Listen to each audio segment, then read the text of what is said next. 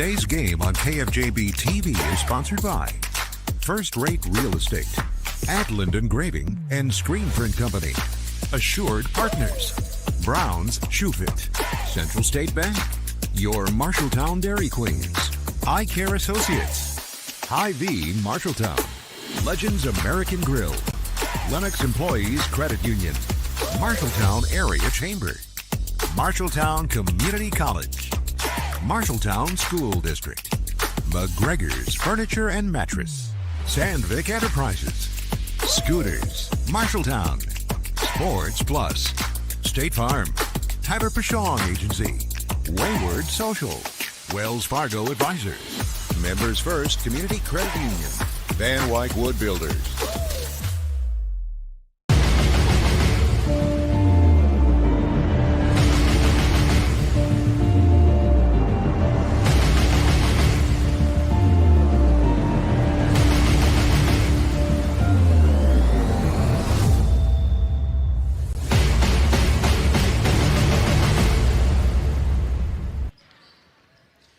Battle of the unbeatens tonight in our girls and boys doubleheader. It's the Cards and the Cats coming up right here on your home for the Cats, KFJB-TV. Heitman up court to Bowie. Bowie loses the basketball. Layup counted. It's good. Wow.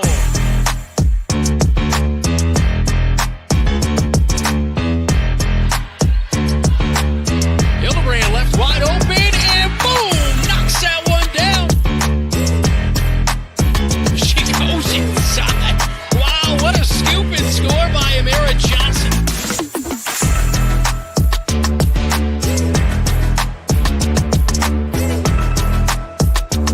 And here comes the Bobcats. Oh, Billy Heitman up top to Georgia Jansen, up off the glass, and good. It's the bump in the bucket.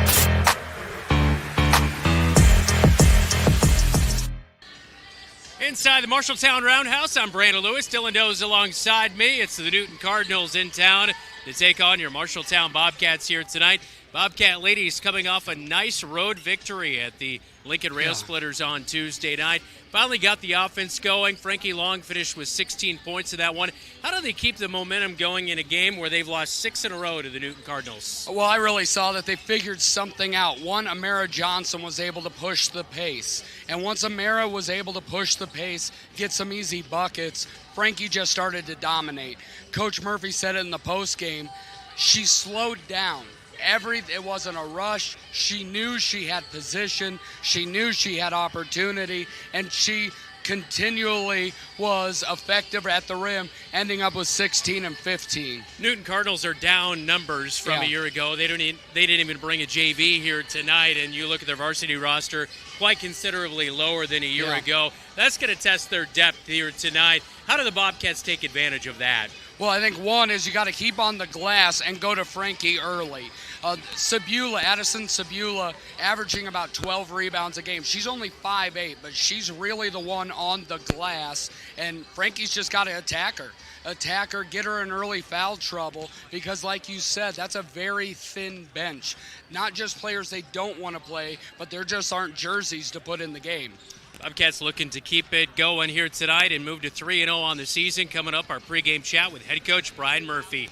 This is the countdown to tip-off. You're watching KFJB-TV. The right insurance agent can make all the difference. Assured Partners agents represent multiple insurance companies. They can pick and choose from a larger variety of outstanding insurance options. Assured Partners also handles life and health insurance and Medicare supplement coverage. With access to local, regional, and national insurance companies, Assured Partners will create policies tailored to the coverage you need. For more information, go online to assuredpartners.com/Marshalltown. Power through partnership with Assured Partners in Marshalltown, Toledo, and West Des Moines. Fall is officially delicious at your Marshalltown Dairy Queens. Try the all-new maple cookie shake, sweet, creamy, or dive into the ultimate duo, the Oreo Reese's Blizzard Treat. 2 icons, 1 cup, pure magic. Craving pumpkin spice everything? The Pumpkin Pie Blizzard Treat is back, loaded with real pumpkin pie pieces and topped with whipped cream and nutmeg. Or keep the summer vibes going with the Choco Dip Strawberry Blizzard Treat, a vacation in every bite. Hurry in. These fall flavors won't last forever. Happy tastes good at your Marshalltown Dairy Queens.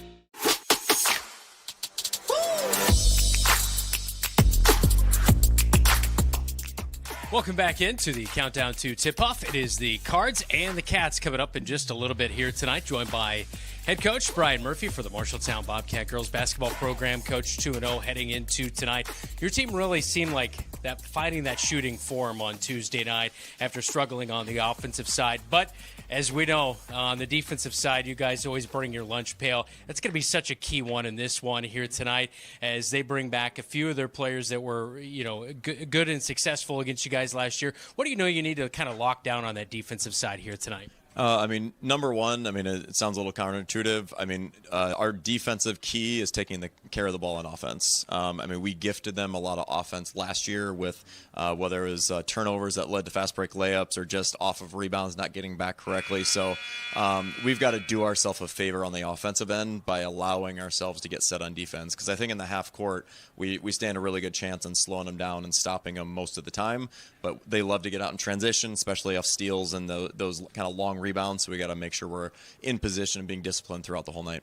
Those offensive possessions definitely seem like they really felt more comfortable on Tuesday night compared to South Tama, and it started by getting the ball inside to Frankie Long. She scored 16 points. I feel like that's probably 15 to 20 might be kind of the average at some point this year for her. Being able to get in so quickly, or is it kind of working around to other players? How do you see the biggest success in making sure that you are able to get the ball in there consistently to Frankie? Yeah, honestly, a lot of it is going to rely on Frankie. One of the things she's done really well, both games we played, but especially against Lincoln, she's doing her work early, which is something we've been preaching to her for years, and she's starting to recognize timing and positioning. So, she's earning the ball frequently by getting girls buried deep, and so when she gets it, she's in that scoring position early. So, our mantra is basically we get it to Frankie until they take her away, and really neither team we faced has successfully taken her away. Because at some point, whether it's the zone or doubling down, teams are going to start trying to key on her. And at that point, that's when things open up a little bit. But until we see that, we're just going to keep feeding her the ball. And as long as she keeps working hard for position early, she's going to be in a great spot to score. Yeah. And speaking of open things up, maybe she's able to kick it back out to somebody like Morgan Hildebrand, who has struggled to begin the season, but she finally hit a big three in the second half the other night against Lincoln. What do you kind of tell players who early on in the season might be struggling a little bit from the floor? Yeah, and honestly, this is a similar conversation we've had with Kinsley when she was younger, where we tell Morgan, Kinsley, and really all of our shooters, but especially those two. I don't care if you miss 9 in a row. I expect the 10th one to go in. So if they're open, we want them shooting with confidence, without hesitation, because eventually, as a good shooter, the averages will balance out, where you might have an 0 for 8 game, but at some point you're going to have that 6 for 8 game, and it's coming for Morgan for sure. Kinsley's got it in her too, and so we just want them to keep shooting with confidence. And at the end of the day, good shooters will average out at the end. Yeah, we already talked a little bit about what the key to success will be, but what's the key to stopping a 6-game losing streak against the Cardinals, who just seem to have kind of found a way to have your number over the past couple of years? Yep. Number one, take care of the ball. We know that has been a struggle for us over the years. One of the things we need to understand is that not all turnovers are created equal, where, I can live with a home run pass down the floor trying to get somebody for a layup. We can live with those turnovers of aggression, but it's turnovers of carelessness that we need to really cut down on, where just, making a lazy pass or not coming to the ball, because, Newton is really disciplined defensively. They do a really good job helping off the ball. And so if we're not really disciplined and focused on every single pass, we're going to allow them to score in transition. And like I said, if we keep it to a half-court game, I love our chances. Yeah, Bobcats look to keep it going here tonight. Battle of the unbeatens, both teams 2-0 between the Cards and the Cats. We'll check out the starting five coming up in a little bit. Thanks for the time tonight, Coach. Thank you. All right, that is Brian Murphy. We'll talk to him at halftime of the boys' game following the completion of our girls' game. But we'll check out the starting five and continue with our countdown to tip-off next right here on KFJB-TV. Brown's Shoe Fit has a great selection of athletic footwear, including Hoka, Brooks, On Cloud, Birkenstock, and Taos. Brown's Shoe Fit can find the right shoe for every occasion for both men and women, including dress shoes, casual shoes, work boots, and more. They carry multiple sizes and widths to ensure the best fit for you. Their expert-friendly staff will take the time to give you the service you deserve. Brown's Shoe Fit, downtown Marshalltown, with you every step of the way. Bobcat Athletics on KFJB-TV is powered by First Rate Real Estate, FirstRateTeam.com,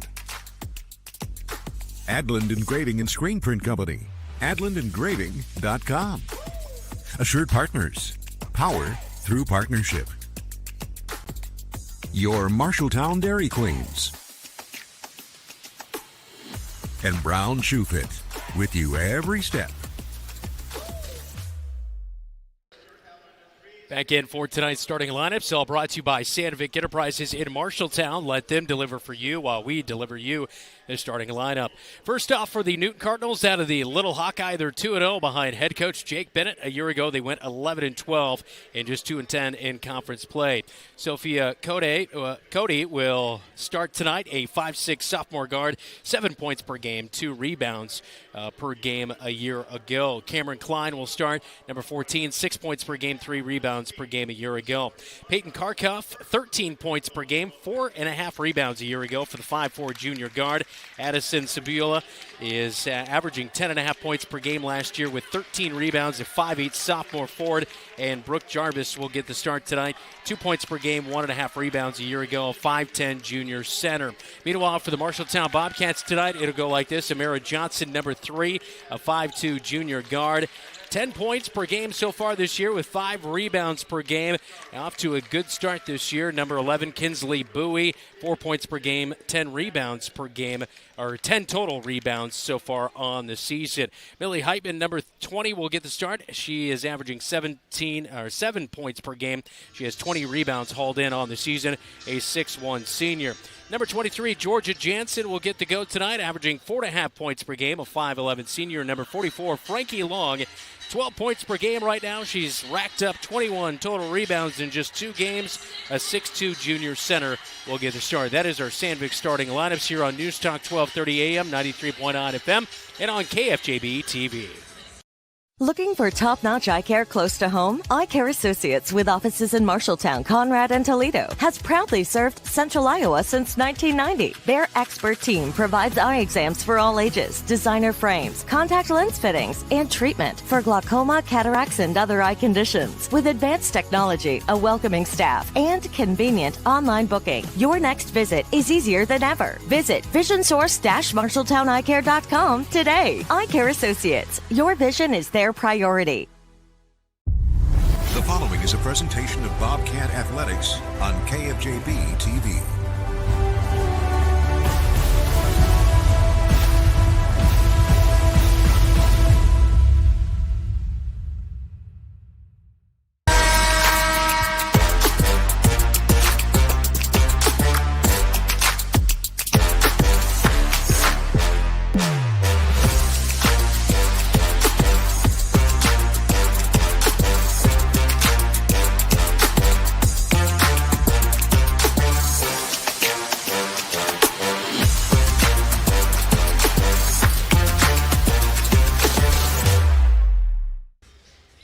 Thursday night rivalry between the Bobcats and the Cardinals. Both teams come in at 2-0 on the season as head coach Brian Murphy in his 7th year looking to start the season 3-0, hosting the Cards, who have dominated the Bobcats as of recent with a 6-game winning streak, and 41-15 was the final last year as the Cardinals topped the Cats. They'll look to reverse that here tonight as our tip-off is coming up right around the corner. Let's step aside for a national anthem.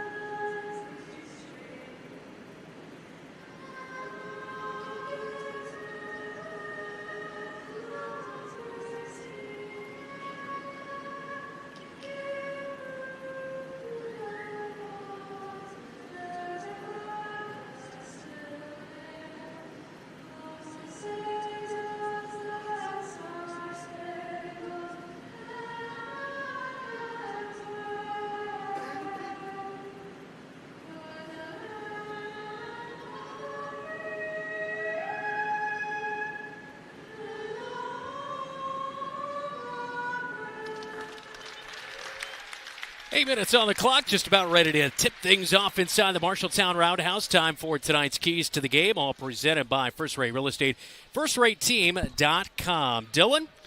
For the Bobcats, it's all about junior achievement. You look at Amara Johnson, you look at Frankie Long, 30 out of the 52 points on Tuesday night came from them, and especially in the fourth quarter when the Bobcats put it away, they went to the juniors. Hopefully the seniors can follow here tonight. And for the Cardinals, CC, those are initials known across the state, but of course it's not Caitlin Clark. It's Kharkiv and Sabula. The two Cardinals have really been the go-juice, averaging 23.5 points between them, rebounding the ball well, but they make the heart of this Newton team go with only one senior on the roster, Tori White, coming off the bench. Bobcats in their white tops and bottoms, Newton in their traveling black uniforms here tonight. Frankie Long will tip it off at midcourt with Addison Sabula.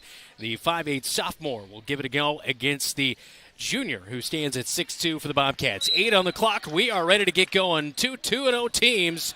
And it goes right to Kinsley Bowie in the front court. Layup good right out of the gate. How about that? No hesitation for Kinsley Bowie, who puts it in to give the Bobcats an early 2-0 lead. Bowie 0 for 4 and went 1 of 2 at the free throw line in this matchup a year ago. Good to see her off to a great start early on here tonight at home.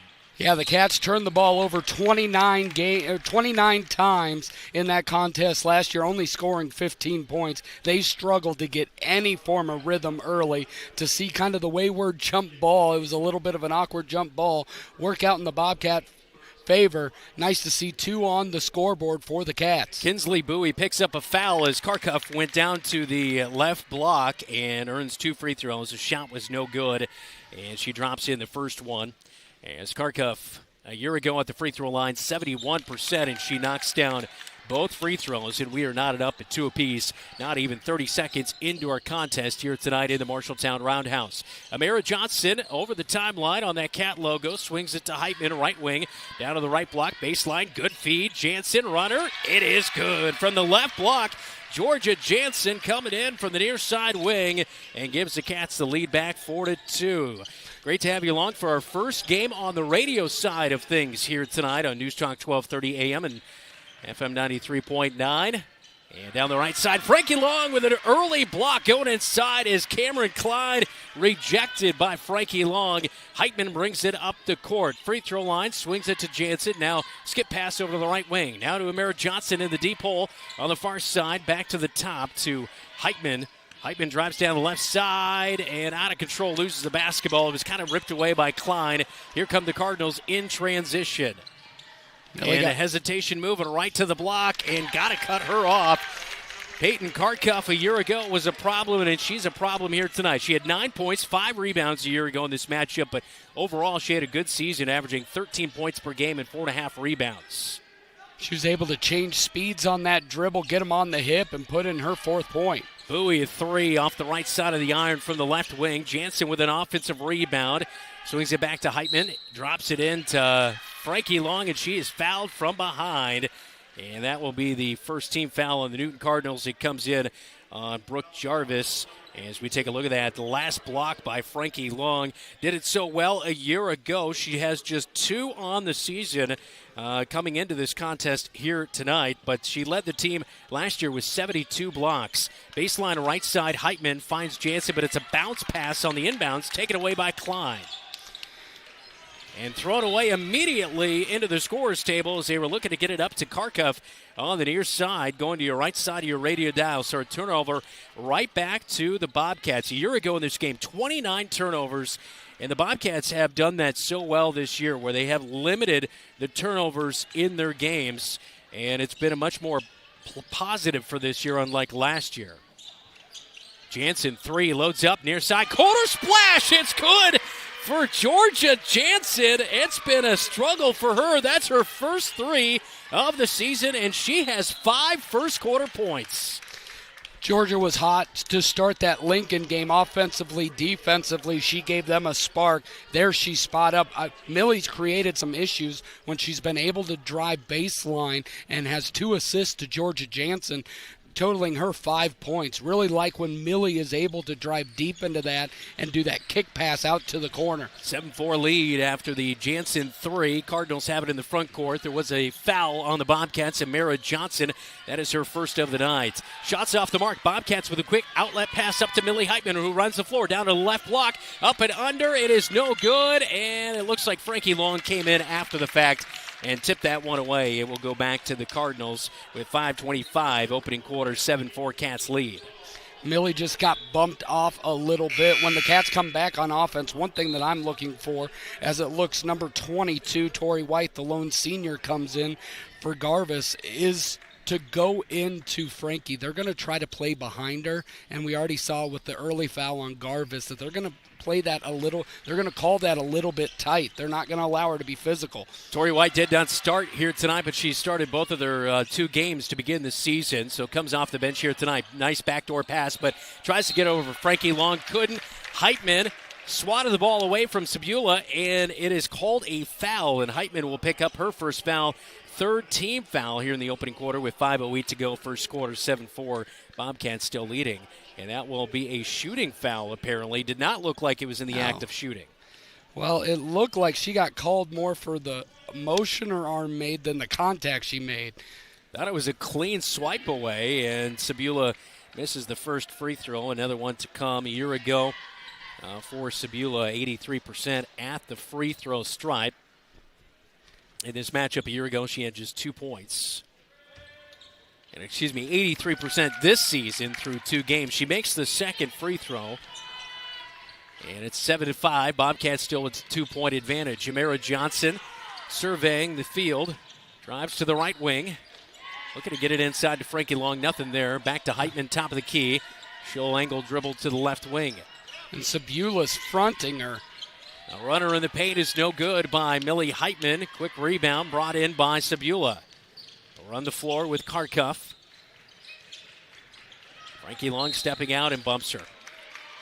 And that'll be number 1 on Frankie Long, way up high, and already the 5th team foul on the Bobcats here in this opening quarter of play, and it will be free throws for the Newton Cardinals. Actually, that's 4. They put an extra one. I was going to say that's what I had on my scorecard, but it is baseline left side, inbound play for Cameron Klein. And she'll look to get it in play. And she will. And Frankie Long with another block. Addison Sabula got the inbound pass, went up on the left block, but it's blocked. Second one of the night for Frankie Long. Here goes Amara Johnson down to the right block. Turnaround jumper. She has it blocked. And it's going quickly the other way with Sophia Cody. And ball hanging on the iron. It is going to count. It is good for the Newton Cardinals, and we're tied at 7 apiece. As going down to the right block was Klein with the 2-point buckets. Bobcats have been really quick with the guards driving, not look to get the ball, move the ball much at all. The Cats have got to find a way to get it into Long. Let's get past to Bowie. 3 wide open, but it's off the back of the glass. No good. And hauling it in is Tori White for the rebound. Quickly up court to Sabula. Frankie Long in her face. Sabula traveling. It looked like she moved that pivot foot. Not called. Now back to the top and a drive down the right side. Shot is missed. No good by Karkuff, but it goes out of bounds. Last touch on the Bobcats with 3:41 opening quarter. One of the things you look at the Bobcats, one is the hedge when they do a pick and roll with Karkuff on the top and Frankie gets that. I'd much prefer Frankie on a drop coverage there because Frankie's going to pick up fouls all night long if she's trying to guard her on the perimeter. Offensively, the Cats have got to touch the paint. On their 2 offensive scores in the half court, Millie's been able to get to the lane before they go and get the bucket. On the dead ball, a substitution. Morgan Hildebrand has checked in, replacing Amara Johnson for the Bobcats. We approach 3.5 minutes to go in the opening quarter of play. Newton with the basketball in a tied 7-7 game. They'll throw it away, but a quick whistle again, and a push is going to be called on the Bobcats. Man, there's very ticky-tacky here. It looks like the foul's going to come in on Georgia Jansen, as that will be her first of the night. That is the 5th team foul. That means free throws for the Newton Cardinals. As heading to the free throw line, it will be Emerson Ray. Number 23 is checked in, has not made a free throw on the season so far. So she earns a trip to the line for 2, and this will be the 3rd trip of the night for the Newton Cardinals already here in this opening quarter of play. First one is up, and it will hang on the right side of the rim and drop out. No good. Second one to come. Another substitution for the Newton Cardinals. Cameron Klein is back into the game, replacing Sophia Cody. They do have a light bench, but it doesn't mean they're light on talent. They will play the allotted players that they have. They'll go their 7 deep as the Bobcats go. Ray's second free throw is no good, but there was a lane violation. I believe Georgia Jansen moved a little early, so second chance opportunity for Emerson Ray. And you see Jansen shaking her head, yeah, that was me. And she's got that big smile. She's having fun, even though it was a lane violation. I think she smiles if she's having fun. If she's not having fun, if whatever she's doing, it's always going to be a smile. Second free throw, boy. A rainbow shot. It's no good, off the back of the iron on the free throw. So we hang tight at 7 apiece. Heitman up the floor. Dribbles down to the right block. Short little bounce pass to Frankie Long. It's tipped away. Hildebrand saved it, though. Heitman looking around. And they find Bowie down left block. Has it knocked away. Boy, just getting pushed off the ball there. Bowie didn't have quite the aggressiveness as Karkuff does. And she's going to angle dribble over the Bobcat logo. Tipped away from behind by Bowie, but it's saved by Cameron Klein. Now free throw line jumper short. Bowie getting pushed all around. And it's going to be a jump ball. Possession arrow will keep it with the Newton Cardinals. But right now the physicality is all Cardinals early on here. Well, and right there, it's Garvis takes a free throw jumper, and all Bobcats run to the rim. Not one person turned around and boxed her out, causing the jump ball at the end with Newton retaining possession. Cats have got to do a much better job of finding the shooter, boxing out, and then go to the rim. Cardinals inbounding, left side baseline. Inbound play. Jansen overran the lady she was defending in Klein, and she goes around her for the 2-point bucket. She's got 4, and Newton has the lead at 9-7. Cats have not had an efficient offensive set here in about 3 minutes. Mallory Minorin has checked in for the Bobcats as Amara Johnson's back into the game. Free throw line jumper comes up short on the front of the iron and brought in by Tori White. Quickly up the floor. It is good. A layup. They find Garvis on the run out down the left side of the paint, and Garvis with her first bucket of the night makes it 11-7 now. They just outran the Cats. I would not be surprised if they get Frankie a little bit of a breather here at the end of the first. And Amara Johnson touched up underneath the hoop, and it is going to be ruled a shooting foul. So Amara Johnson will head to the line for 2 free throws. This year she is 3 of 7 at the stripe. As you see right there, a bump down low. And the foul is going to come in on Klein, her first of the evening. Second team foul on the Newton Cardinals. And Johnson will roll in the first free throw. I don't know what happened over the offseason, but did we get new buzzers, or did they tune them up? Or they seem very loud here tonight. They are very loud, and they're going very often. I think we're getting I recently buzzers. passed a hearing test, but next time maybe not so the case. And Johnson converts easily on both free throws at the line. 11-8, Cats trailing by 3. It's should be 11-9. Cats had 7. Yeah, you're right. It is 11-9 after that made free throw. 2 minutes to go here in this opening quarter.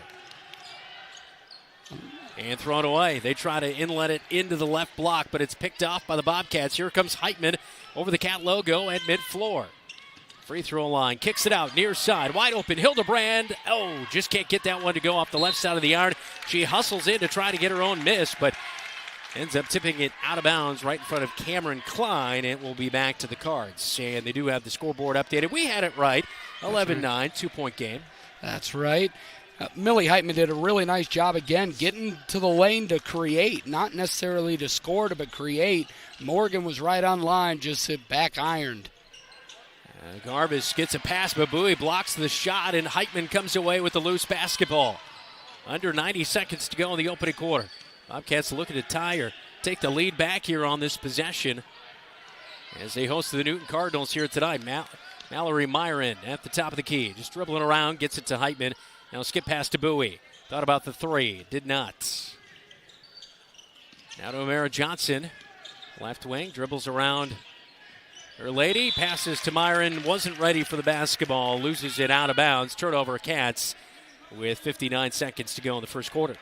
It looked like Mallory was looking for where her throw was. Right now, she's much more comfortable on the defensive end. You can tell she rushes a little in the offensive end. Free throw line controlled by Sabula. Down the left side of the paint she goes, and Kinsley Bowie's going to pick up her second foul of the night. It was a shooting foul, and it's 2 free throws coming at the line for Addison Sabula.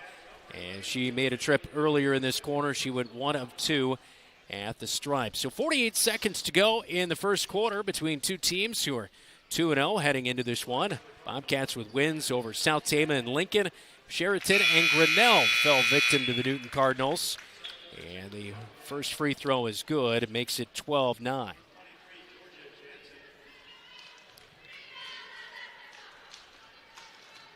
Second one for Sabula. And the lefty is going to be off the back of the iron, but a rebound putback. Garvis did not get blocked out, and that's an easy putback, 14-9. With 40 seconds to go in the first quarter. Mara Johnson over the timeline, looking to her right. She'll drive down the right side and lose the basketball. A little sloppy with the ball control for the Bobcats early on here tonight. Jumper, and it's well off the mark. Garvis with an easy rebound off the errant shot by Mara Johnson. Shot clock is off with 18 to go in the first quarter. Klein dribbling around, guarded by Jansen. Jansen trying to knock it away. She'll switch defenders. And 2 seconds, 1 second. Time's running out. A late pass. Garvis with a late shot. It is no good. And that's how we'll head to the second quarter. Bobcats trail by 5, 14-9. End of the first on KFJB-TV. Good call tonight, man. You too? You think what I'm thinking? Let's go to Legends for a Bobcat Burger. Hi, guys. What are we hungry for today? I think we're going to do 2 Bobcat Burgers.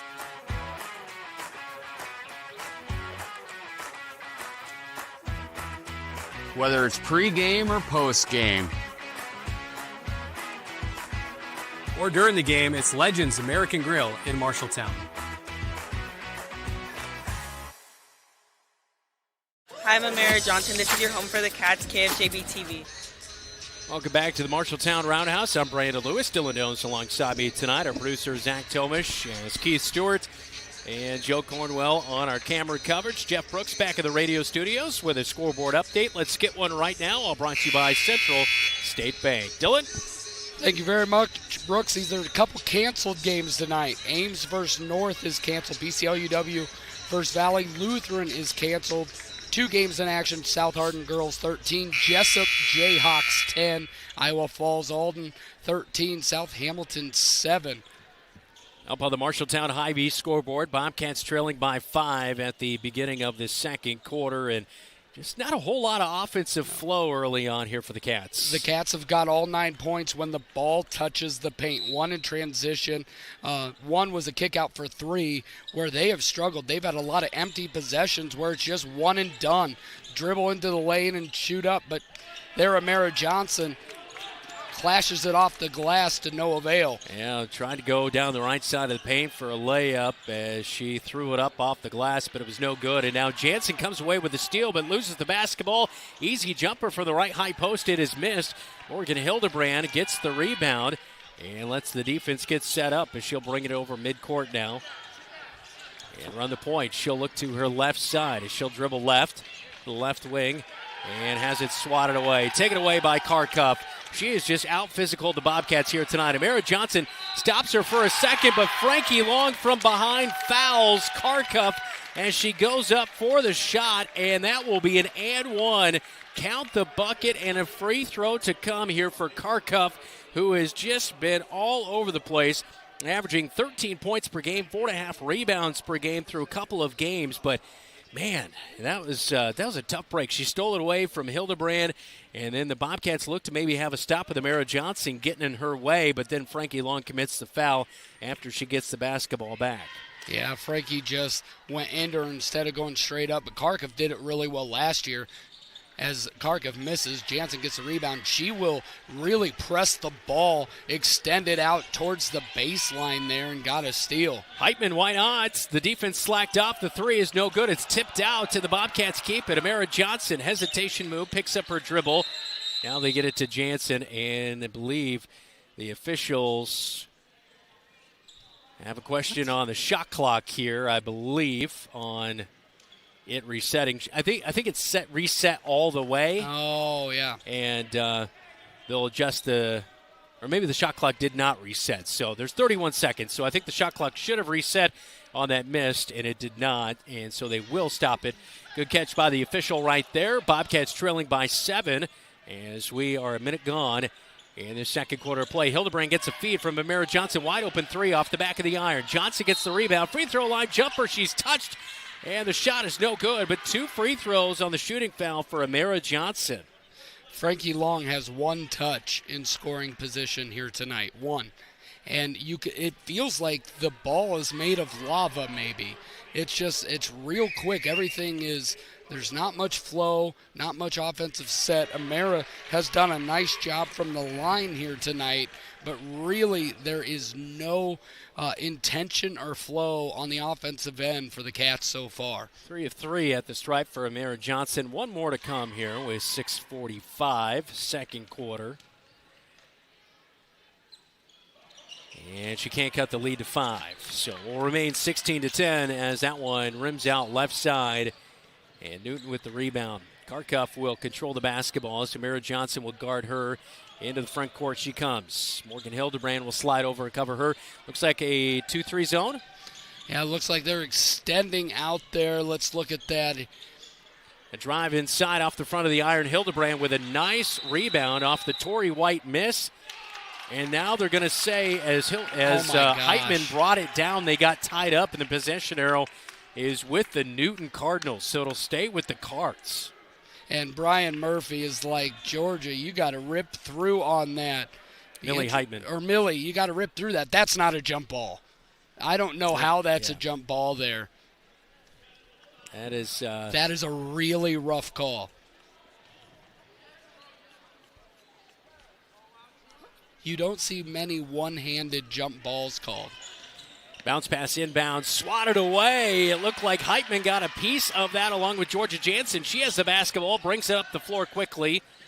Stops and gives it back to a trailing Millie Heitman on the right wing. Over to Mara Johnson, fakes a shot.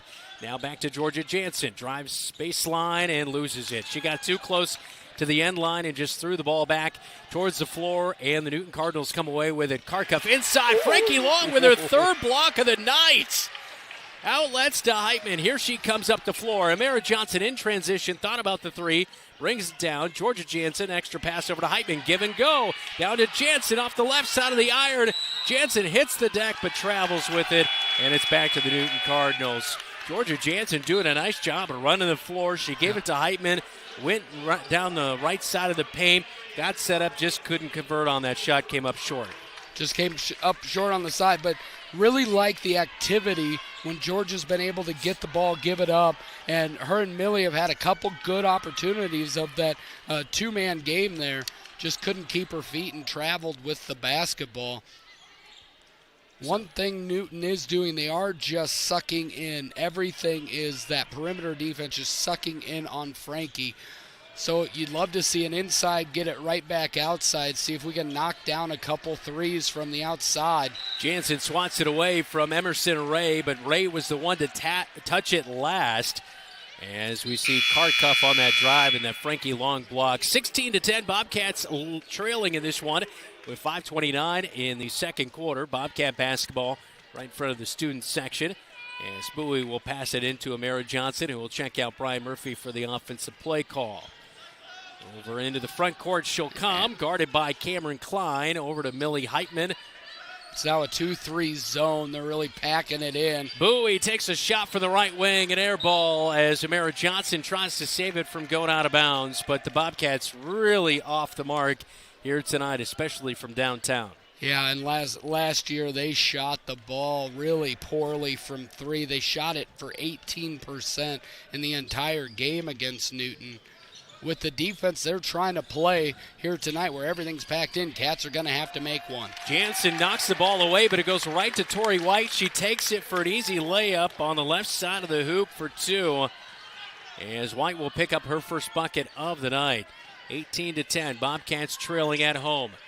Bowie dumps it into Heitman, turnaround jumper, no good, just inside the free throw line.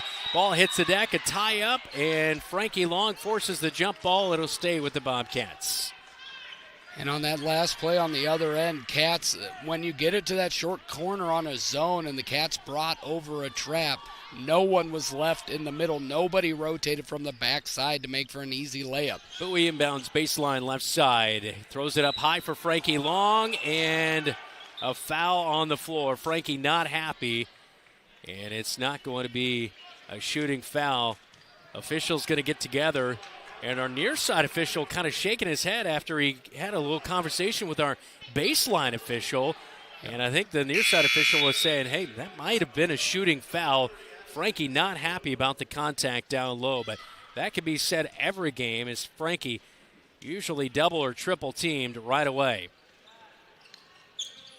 And high pointed to Frankie Long, goes up strong. It's off the right side, gets her own miss. And yes, that is going to be a foul. Hanging all over Frankie Long was Addison Sebula as well as Tori White. Tori White hit the deck, and Brooke Garvis was also, okay, it is going to be on Tori White, yeah. And they put 52 up there first on the scoreboard, but yeah, it was on Tori White who fouled her. Bobcats try to throw it in to Millie Heitman, but it's knocked away by Tori White. Georgia's got to give Kinsley a better throwing lane there. But it's interesting, when Sebula's on Frankie, she fronts her. When Garvis is on her, she plays behind her. So depending on who Newton plays, it's going to depend on how they actually play Millie in the post. Heitman will now inbound with 4:35 to go in the second quarter. Cats down by 8. Amira Johnson, good move inside, tries to go up and under, but it is no good. Frankie Long went for the rebound, but beat out by the Cardinals. Outlet to Cody. Swings it over to White. Back to Cody. She's wide open. Takes a step in on the three-point line. Her long-range jumper is no good.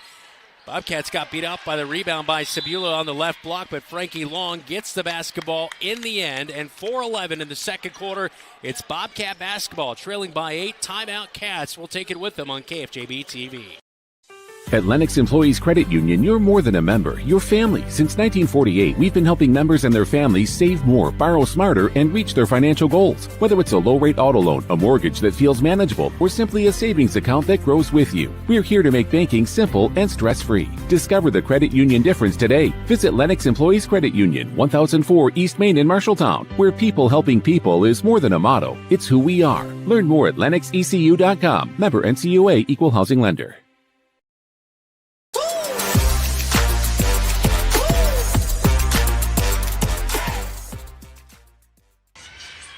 Bobcats had 9 points in the first quarter, just 1 in the second quarter on a Amira Johnson free throw. It's been a little slugfest here in the second quarter of play, but the offense just not in rhythm, and you talked a little bit about that during our timeout, just that Amira Johnson going too fast right now on the offensive side. You want her to play with speed, but just because you go to the lane, and this is where Millie's been effective tonight. She goes to the lane not necessarily to shoot. She's in there to create. Amira gets caught in there, and she hasn't figured out a way to pass it as well, because she got herself caught up to where that's not going to go in. You can reverse out of that, kick it back out. Amira's just got to allow the game to come to her. You want her to play with speed. You want her to play with her athleticism, but not being so frenetic. We are halfway through the second quarter. 18-10, Bobcats trailing at home in the Roundhouse to the Newton Cardinals, who've won 6 in a row against the Cats. And now an offensive foul and an illegal screen on Frankie Long, her second of the night. And that was just Newton Cardinals mauling her as she was in the process of setting that screen. It's really unfortunate the way that they call her, because it's not right. It's that idea of one movement. Here you see They Millie. say she hooked. Oh, yeah. Okay. That's a good call. It's all on Frankie. Dylan, be quiet. She hooked her. That's a hook and hold. You can't do that, Dylan.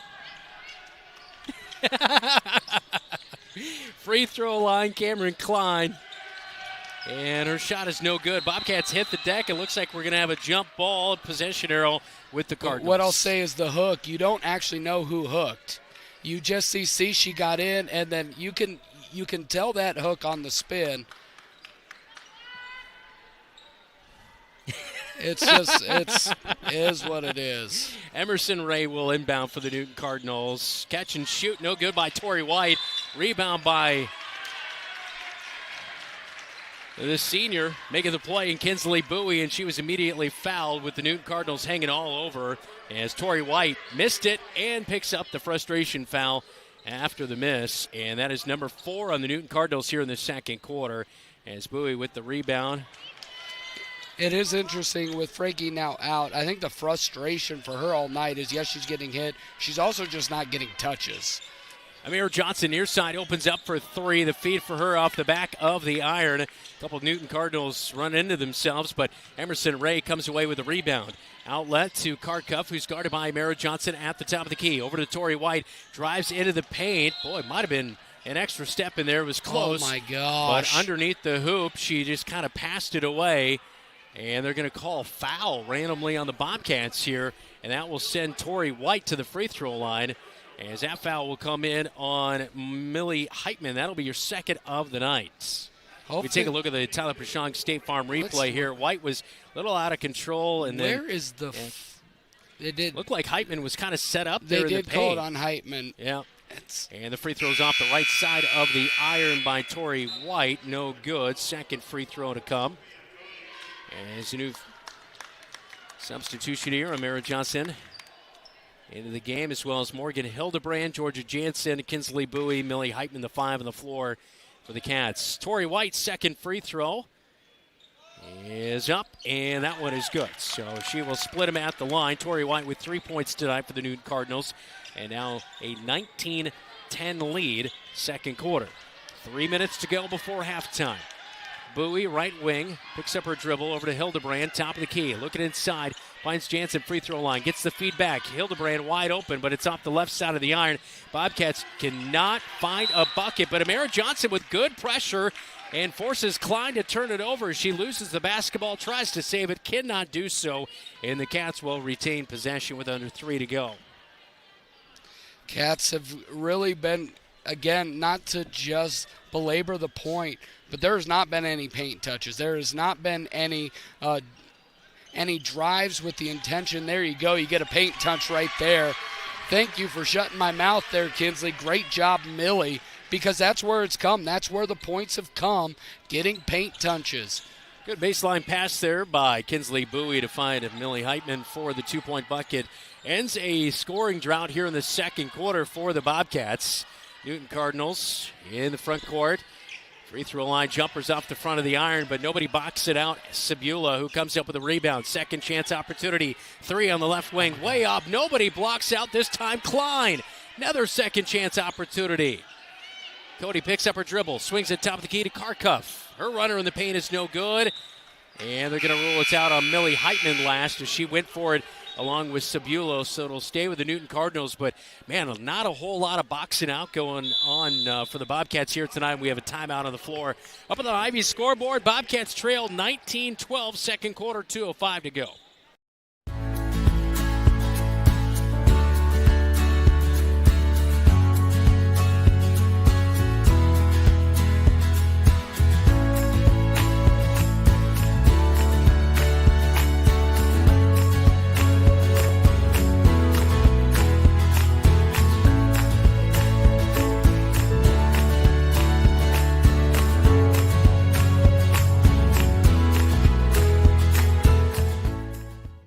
My name is Frankie Long, and you're watching KFJB-TV.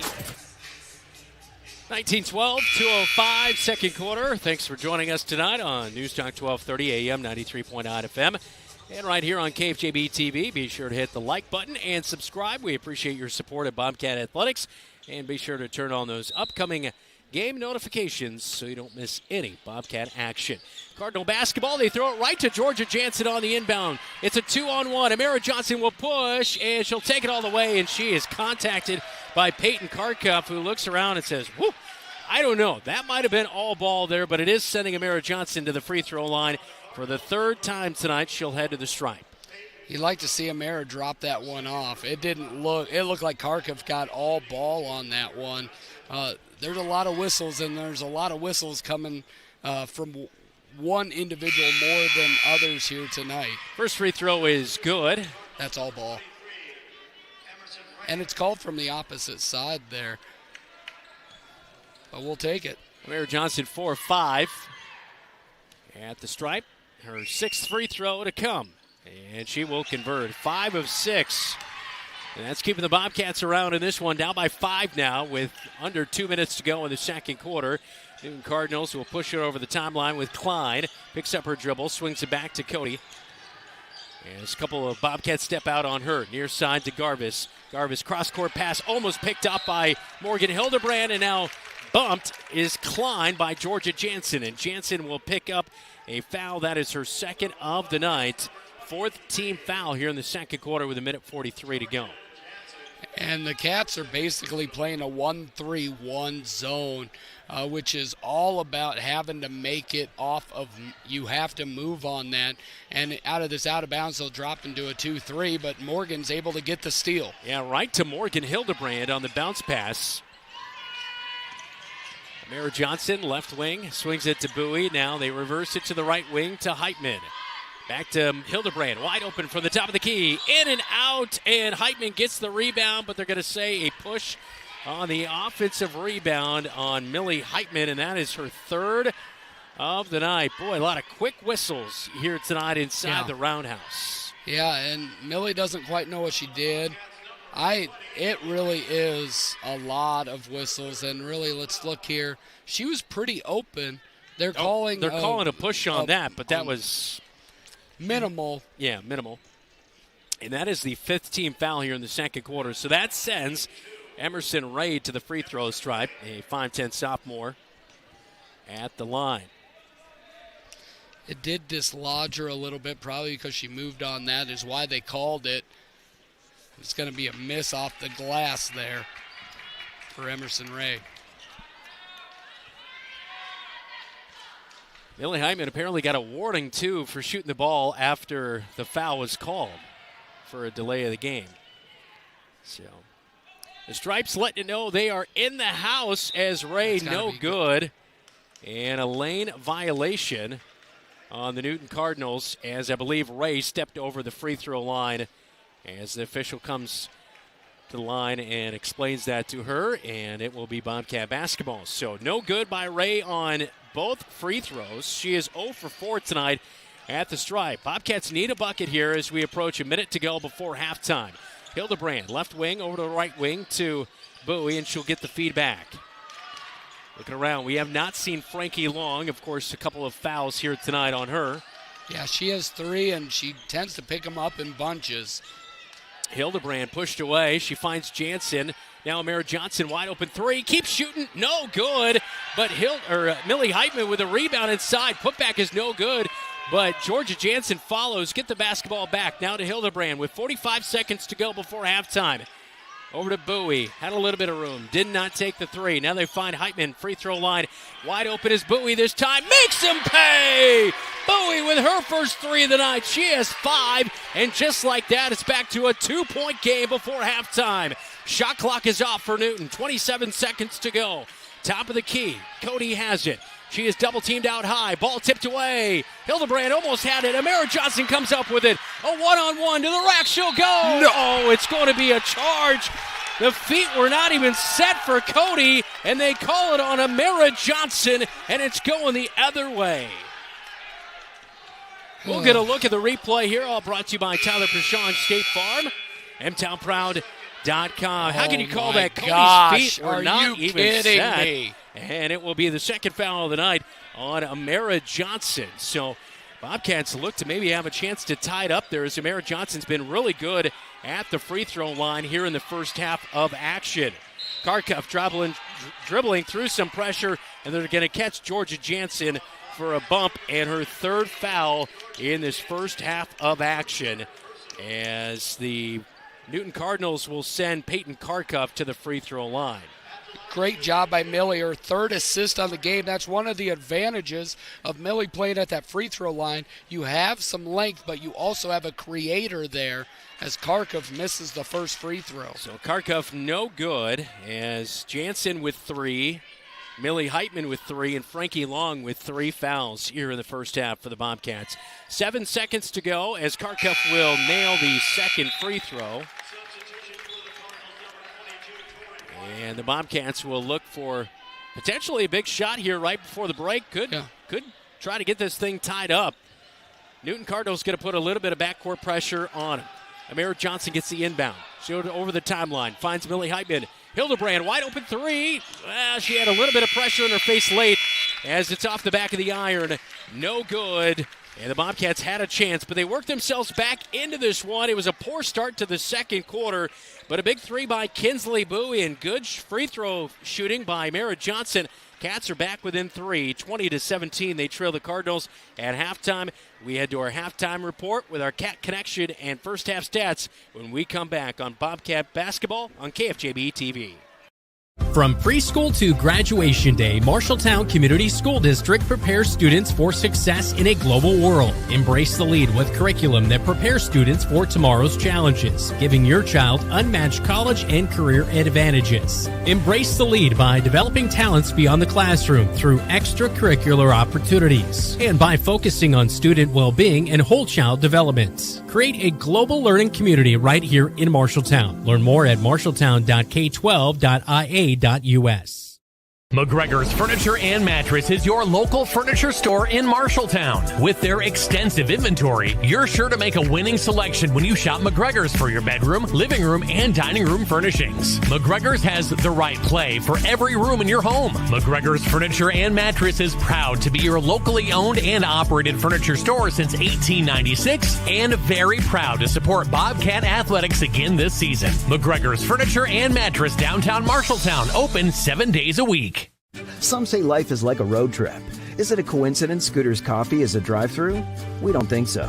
Whether you need a coffee while you enjoy the view, to just get you through the long stretch, or to refuel between stops, Scooter's Coffee is there, brewing up delicious coffee, espresso blenders, smoothies, iced drinks, and more, with the convenience of a drive-thru so you can stay on the road and enjoy the ride. So go ahead, scoot on around. Amazing people, amazing drinks, amazingly fast. Scooters in Marshalltown. At Sports Plus Sports Medicine and Physical Therapy Center, we customize each patient's treatment plan to their individual needs. What does that mean? It means that not every back or knee problem is treated the same, and that your program will be unique and designed especially for your needs or problem. This improves how quickly you will return to work or sports. The Sports Plus staff is encouraging and takes pride in your successful recovery. This is just one more reason why champions choose Sports Plus Physical Therapy as their favorite place to rehabilitate and train.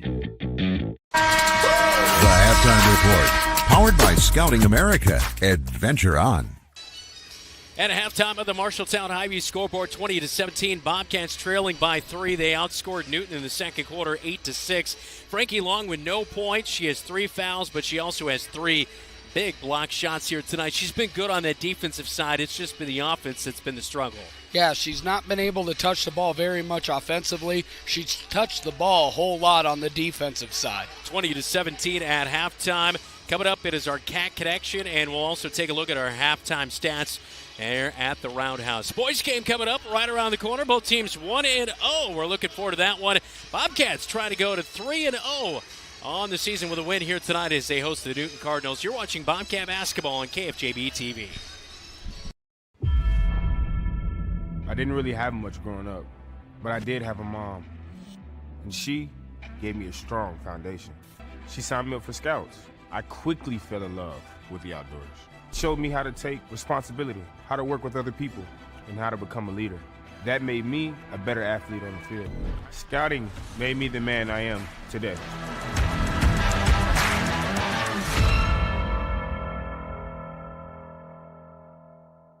Wayward Social is the place for fun. With 20 lanes of bowling, leagues for all levels, great food and drink options, an awesome arcade, there is a ton of fun to be had at Wayward Social for date night, family fun, or the company party with plenty of space for everyone. Visit Wayward Social on Facebook for updates on specials and live music. It is all on South 6th Street in Marshalltown. Visit wayward-social.com to start planning your group outing at Wayward Social, the place for fun.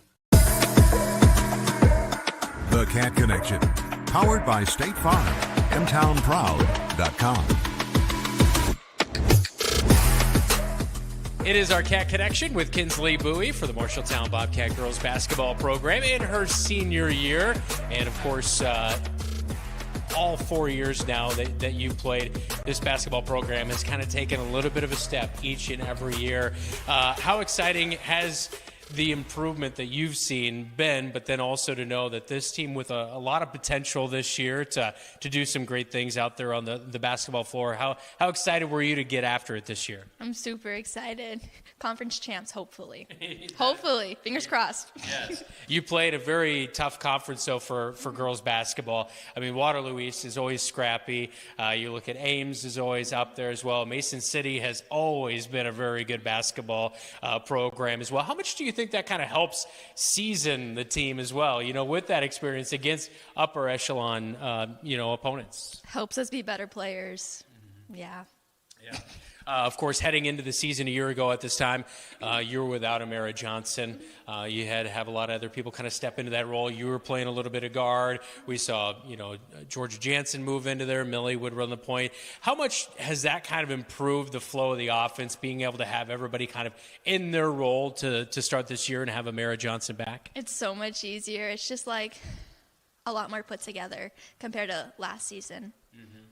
Of course, you lean a lot on some of those outside perimeter shots yourself, making those threes, that kind of stuff. How do you get yourself into a flow in a game? Because I know early on in the seasons, it doesn't matter what level, shooting tends to be one of those things that is lacking, and then you're relying on your defensive end. But how do you kind of get yourself into a shooting rhythm, or maybe you work on your shot in the off season? Just keep shooting. You're not going to make everyone. Mm-hmm. Just don't stop. Yeah. And, of course, this year is your senior season. Do you have any goals or anything like that for the team laid out? Just have fun. I don't know. Now you're just sounding like Georgia Jansen. Because it's true.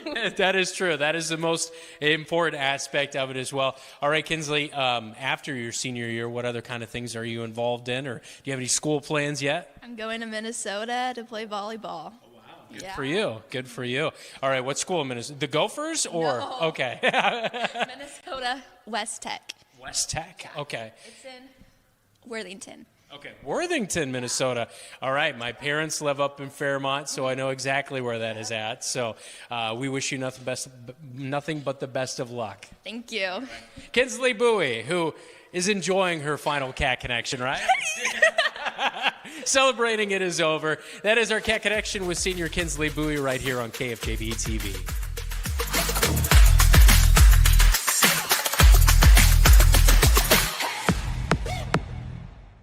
Like any good neighbor, sometimes you move. Here at Tyler Pashong State Farm, we have moved to our new office location at 2110 South Center Street here in Marshalltown. I'm Tyler Pashong.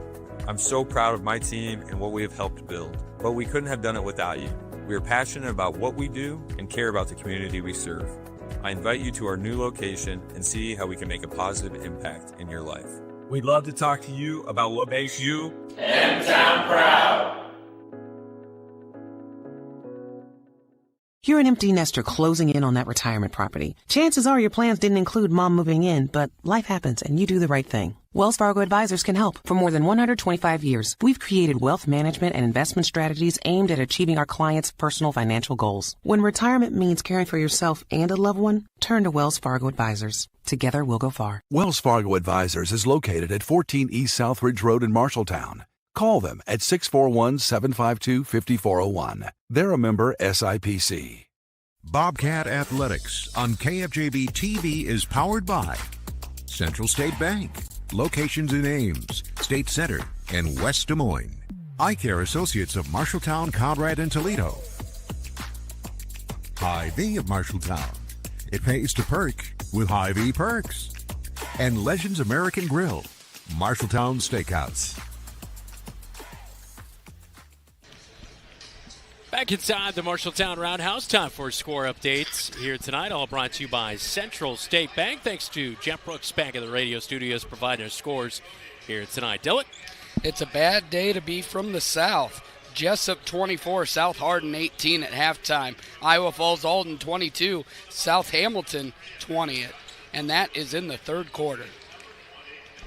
And here tonight, our scores. Leading scores for the Bobcats, Amira Johnson with 5, Kinsley Bowie with 5, Georgia Jansen with 5, and the leading scorer for the Newton Cardinals, Peyton Karkuff. She leads the way with 7. Our second half is coming up next. This is Bobcat Basketball. You're watching KFJB-TV. We do more than just t-shirts and hoodies. Check with Adlet Engraving and Screen Print for awards, lasered items, embroidery, and of course, imprinted apparel. 307 Riverside right here in Marshalltown. Easy parking, delivery is available. Refinance your auto loan with Members First Community Credit Union. For a limited time, refinance your auto loan from another lender and receive 1% cash back up to $500. Scan the QR code to apply online. Call us or visit a Members First branch. Have Van Wyck Wood Builders design and build the storage shed you need. So many different options to choose from. Van Wyck Wood Builders, just 5 miles south of I-80 in Grinnell on Highway 146. Online at VanWyckWoodBuilders.com.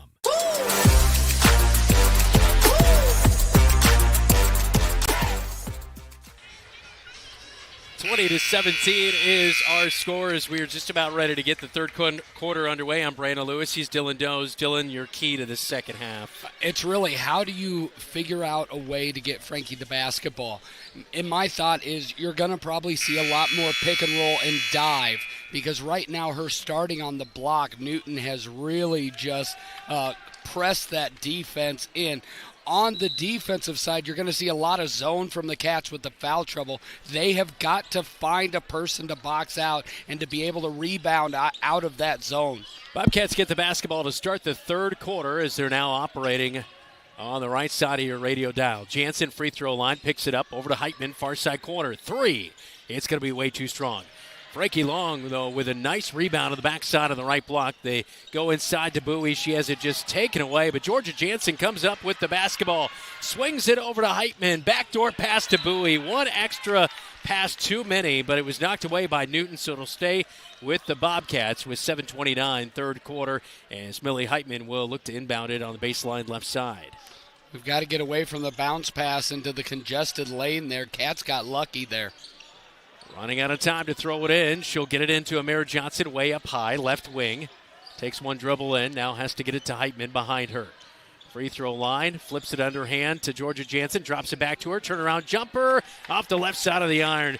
Garbus hauls in the rebound as the Bobcats could not get that one to go.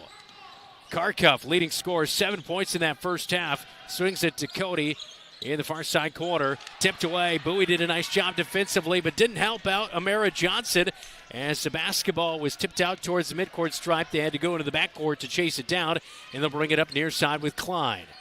Bowie on her, over to Cody, top right wing to go back to Karkuff. And Carvis has it blocked, swatted out of bounds by Frankie Long.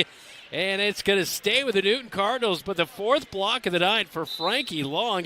How about it, having a block party?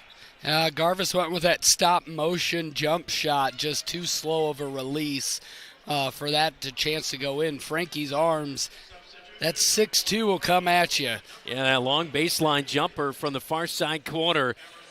Just swatted away by Frankie Long. I never get tired of seeing Frankie It looks like block Cody a has shot. Karkuff has a bloody nose over near the Bobcat bench, so she is out of the game right now for Newton. They're going to take a timeout. We'll take a timeout with them. This is Bobcat Basketball. You're watching KFJB-TV. Tired of just looking for a job? Find a career you'll love. Marshalltown Community College is enrolling now for spring classes. Your future starts here. We offer hands-on career training leading directly to in-demand jobs, from technical skills to healthcare. Our expert faculty and advisors help you find your path. We have flexible schedules, affordable tuition, and programs you can complete entirely online. Stop waiting. Invest in your future today. Spring classes start January 20th. Enroll now. Visit MarshalltownCommunityCollege.com.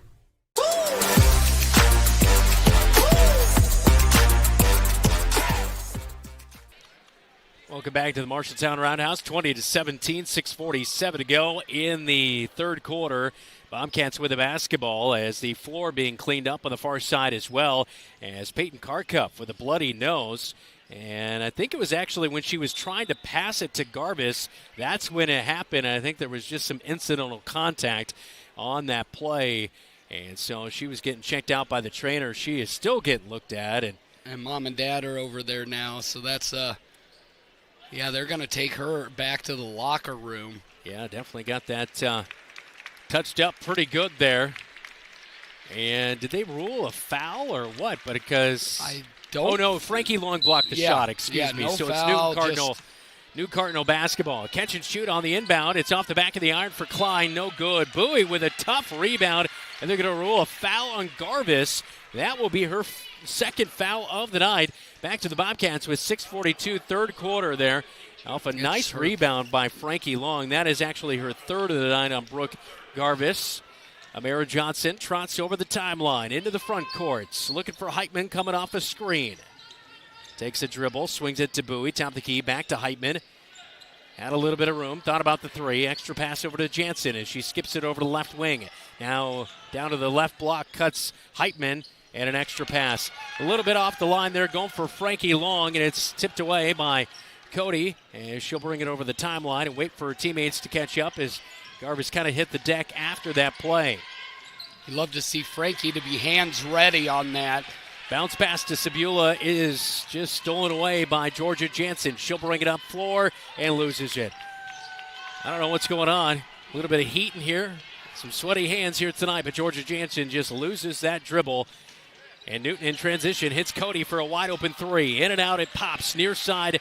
Jansen comes up with a rebound. She'll slow it down, and she looks to get it away to Heitman over midcourt. Brian Murphy, head coach for the Cats, barking out the signals offensively. Frankie Long posting up on the right block, covered up. Baseline jumper, there all day for Millie Heitman, her second field goal. She has 4 on the night, and we're back to a 1-point game as Heitman will get set up defensively down in the paint. If Millie can hit some of those jump shots, as it goes out of bounds, looks like Cameron Klein stepped on the end line.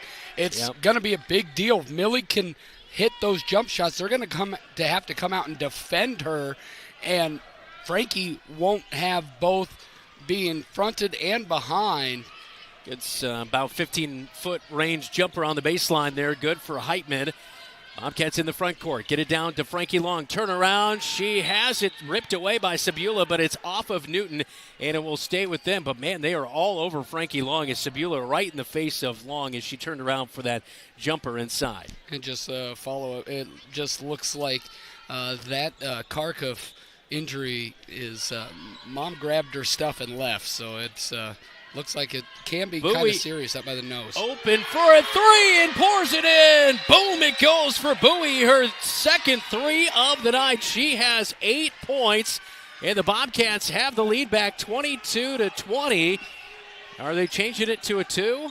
No, they called it a 3, but afterwards one of the refs went to Frankie and said something about him. Coach Heitman and Brian Murphy are trying to figure out what's really in the craw of the officials here tonight. White swings it near side to Emerson Ray, dribbles along the baseline, swings it out right wing to Cody. Now back to Tori White, drops it inside. Heitman caught the arm of Sebula. She went up for the shot. No good. And 2 free throws coming for Sebula, who is 2 of 4 at the stripe here tonight. Frankie Long, after the shot here by Heitman, she was fighting through, and they were actually hooking Frankie right there on that play. Some of it is, I wonder if Frankie also with her hand almost looks like she's trying to pin They're looking at that very closely is what I will say. Sabula knocks down the first free throw, 22-21. Newton back within one. One more free throw to go for Sabula. All of her points tonight at the stripe. She is 3.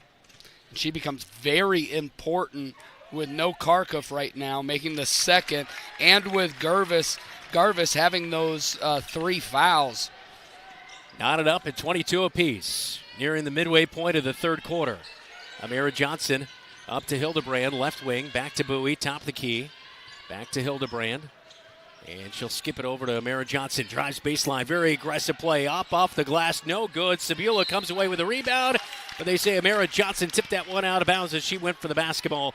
It'll be Newton Cardinal basketball with 4:13 to go third quarter. As they'll inbound it to Cody, and she'll run the points.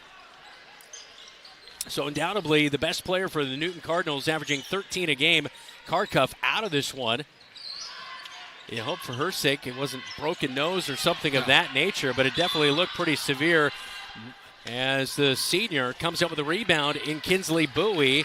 And Newton Cardinals were trying to rip it away. They force a jump ball, and it will stay with the Cardinals on the left side here. If I could read lips, broken nose is what they're worried about. Of course, not doctor, not an x-ray machine, but that's definitely what they're worried about. Cody gets the inbounds pass. Amira Johnson all on her hip. Free throw line to go back to Tori White. Tori White gets tied up. Amira Johnson with a jump ball, and it's back to the Bobcats with 3:45 in the third quarter, tied at 22 apiece. Good defense right there by the junior. And Newton right now has almost played a starfish offense, having somebody at the free throw line. They're moving the basketball well, but no one is moving it with intention, a little hot potato. Timeout on the floor. We'll take it with them. 3:45 third quarter, tied up game at 22 all. The right insurance agent can make all the difference. Assured Partners agents represent multiple insurance companies. They can pick and choose from a larger variety of outstanding insurance options. Assured Partners also handles life and health insurance and Medicare supplement coverage. With access to local, regional, and national insurance companies, Assured Partners will create policies tailored to the coverage you need. For more information, go online to assuredpartners.com/Marshalltown. Power through partnership with Assured Partners in Marshalltown, Toledo, and West Des Moines. I'm Georgia Jansen, and you're watching KFJB-TV. Well, 3:45 to go in the third quarter. Bobcats 22 all with the Newton Cardinals tonight, and Addison Sabula here in the second half is the only points at the free throw line for the Newton Cardinals. Meanwhile, the Bobcats with a 3 from Kinsley Bowie. Millie Heitman with 2 points. They're up 5-2 in this third quarter as far as scoring-wise goes. They had to fight back from a tough first quarter, down 14-9. Outscored Newton by 2 in the second quarter, so things trending in the right direction. And also on top of that, Peyton Kharkov with a bloody nose is out of this game for the Newton Cardinals. Yeah, Cats only had 1 point through the first 5 minutes of that second quarter. Did a nice job finishing the half. Started out well here tonight as well in the third quarter. Bobcats in the front court with Amira Johnson. Over to Kinsley Bowie. A high pass. Has to go track it down. Over to Georgia Jansen, right wing. Bobcats against this 2-3 zone. Defense just trying to find the open lady on the wings for possibly a wide open shot. Down to 8 seconds. 5 seconds. Georgia Jansen baseline. Extra pass. Hildebrand tries her luck. It skims off the front of the iron. No good. I believe that one touched the iron. There will be a play on, an errant buzzer there. And the Newton Cardinals have the rebound and the basketball in the front court with Klein. Klein has it knocked away by Bowie. She comes up with it. Hildebrand's wide open. Pass it to her. She doesn't. She brings it down, and Bowie will slow down the offense. Man, they had an easy 2 as Hildebrand got running down the floor quickly. She was already in the paint, wide open, but the Bobcats slow it down as Amira Johnson at the top of the key. She'll get it to Bowie, right wing. Can it be your third? No, it's off the back of the iron. Georgia Jansen with a tough offensive rebound. Hildebrand kicks over to Amira Johnson in the far side corner. Draws in the defense. Maybe looking to kick it back out to Hildebrand. She's wide open, and now the ball is tipped away. Jansen comes away with a loose ball. Hildebrand's wide open. Can she get her second? No, it's off the front of the iron. No good. Tori White with a rebound and the clear out to the far side. Here comes Cody. She looks up floor, and it's good. And Sabula gives the Cardinals the lead right back. She was running down the floor, beat the Bobcats back in transition. And that was a beautiful dime there. Cats had 3 great looks from deep on that last possession. Just couldn't get one to go. Down 24-22, Amara Johnson thought about the 3, did not take it. She's not been hot from long range here tonight, has not made a field goal. All 5 of her points have come at the free throw stripe. Jansen near side corner, drops it in. Frankie Long, good move. She's fouled on the way up. The bucket is no good. It's off the front of the iron, but 2 free throws for Frankie Long, and these could be her first points of the night. She's been held scoreless, but she has 4 blocks here tonight in this one. That is double her season total coming into the evening. And Frankie Long heads to the stripe so far on the season. She is 8 of 16 at the free throw line. And last night I joked she scored 16 on Tuesday on her 17th birthday. And I said she needed one more trip to the free throw line. And Coach Murphy said, or she could have just made one more when she was there. And she makes the first free throw of the night, and she has her first point of the night. I thought that was pretty good. Thanks, Coach. Yeah. It's my birthday. Nice present. Frankie did a great job of just burying Sebula. Really wonderful entry pass on that bounce entry pass. Put it right in position for Frankie to go into her move. And Frankie Long, second free throws off the back of the iron. She splits him. It's a 1-point game up on the Marshalltown Highview scoreboard. Bobcats trail by 1.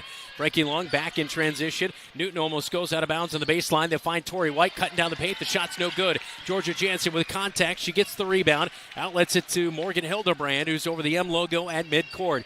Slows it down. Looks to her right side as Mallory Myron has checked in for the Bobcats. Gets it back to Hildebrand. Sets a screen for Amara Johnson. Doesn't use it. And she dribbles out the top of the key. Back to Hildebrand. Looking inside. Frankie Long is almost triple teamed over there. Amara Johnson gets it back with 10 seconds on the shot clock. Finds Georgia Jansen. Now they'll reverse it near side. Come back to Hildebrand. Get it into Frankie Long. And a reach-in foul by Garvis. That's her 4th. Yeah, they were hacking her. Yes, and one of the things with Frankie, I'd really like to see her be on the side of more of a shooter, because when you have her on the side with a non-shooter, they are going to pack it so far in, it's going to be near impossible. They'll bring 3 bodies there. Bobcat basketball is Hildebrand, baseline left side inbounds. And finds Georgia Jansen underneath the hoop. Passes it out to Myron at the top of the key. Amara Johnson controls it. 52 seconds to go in the third quarter. Bobcats down by 1. Jansen looking to the top. Over to Myron. Amara Johnson wide open near side 3. Can't get it. Rolls out left side. Jansen now tosses it away from Emerson Ray into the student section. Good thing to slow that down. Let her defense reset here with 37 seconds to go. A 5-second difference between the game clock and the shot clock. Newton, since Kharkiv's been out, has not been good in the half court. And a timeout on the floor. I don't think Newton had possession when that timeout was called, but maybe it was right before the pass. Anyway, the Cardinals will keep it as they hit the floor. The ball was rolling around, and we've got a good one inside the Roundhouse. 29 seconds to go, third quarter, 1-point game on KFJB-TV. Brown's Shoe Fit has a great selection of athletic footwear, including Hoka, Brooks, On Cloud, Birkenstock, and Taos. Brown's Shoe Fit can find the right shoe for every occasion for both men and women, including dress shoes, casual shoes, work boots, and more. They carry multiple sizes and widths to ensure the best fit for you. Their expert-friendly staff will take the time to give you the service you deserve. Brown's Shoe Fit, downtown Marshalltown, with you every step of the way.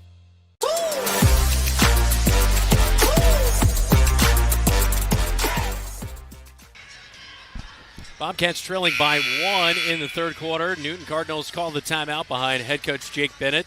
Cardinals 11-12 a year ago, 2-10 in the Little Hawkeye in Class 4A. Bobcats in 5A here tonight. Both teams 2-0. Bobcats trying to start the season 3-0 after wins over South Tame and Lincoln on Tuesday night. 52-38 the final there. Big storyline here tonight. Peyton Karkuff with a bloody nose off the floor here tonight, and Addison Sebula has kind of led them in the second half. She's got all 4 of the Newton Cardinal points, and Brooke Garvis is playing with 4 fouls. here in the second half for the Newton Cardinals. So things could get a little light on their side. They'll inbound. Baseline jumper. That was almost a travel by Newton. Now Georgia Jansen with a block shot as they fed it to Sabula on the right block. Out of bounds on the Bobcats, but a great play by Georgia Jansen. Georgia Jansen, great job. She's no Frankie Long. Millie and Frankie on the bench not to pick up their fourth, but Georgia still got long arms.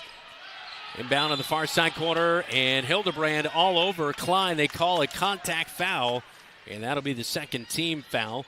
As the foul comes in on Morgan Hildebrand, that will be her first of the night. You saw Sabula trying to do that step through, and Georgia Jansen did a nice job of using that left arm just to swat it away. Down to 22 seconds in the third quarter. Newton will inbound far side, and into White. Passes Sabula late, and Jansen, I believe, is going to pick up her second. Or, excuse me, her fourth. And that will send Sabula to the free throw line for the second time here in the third quarter. Fourth overall on the night for Sabula. Yes. And she has 6 points tonight. Yeah, she's 4 of 6 from that line. And making another one as she knocks down the first free throw. Heitman's back into the game, replacing Georgia Jansen.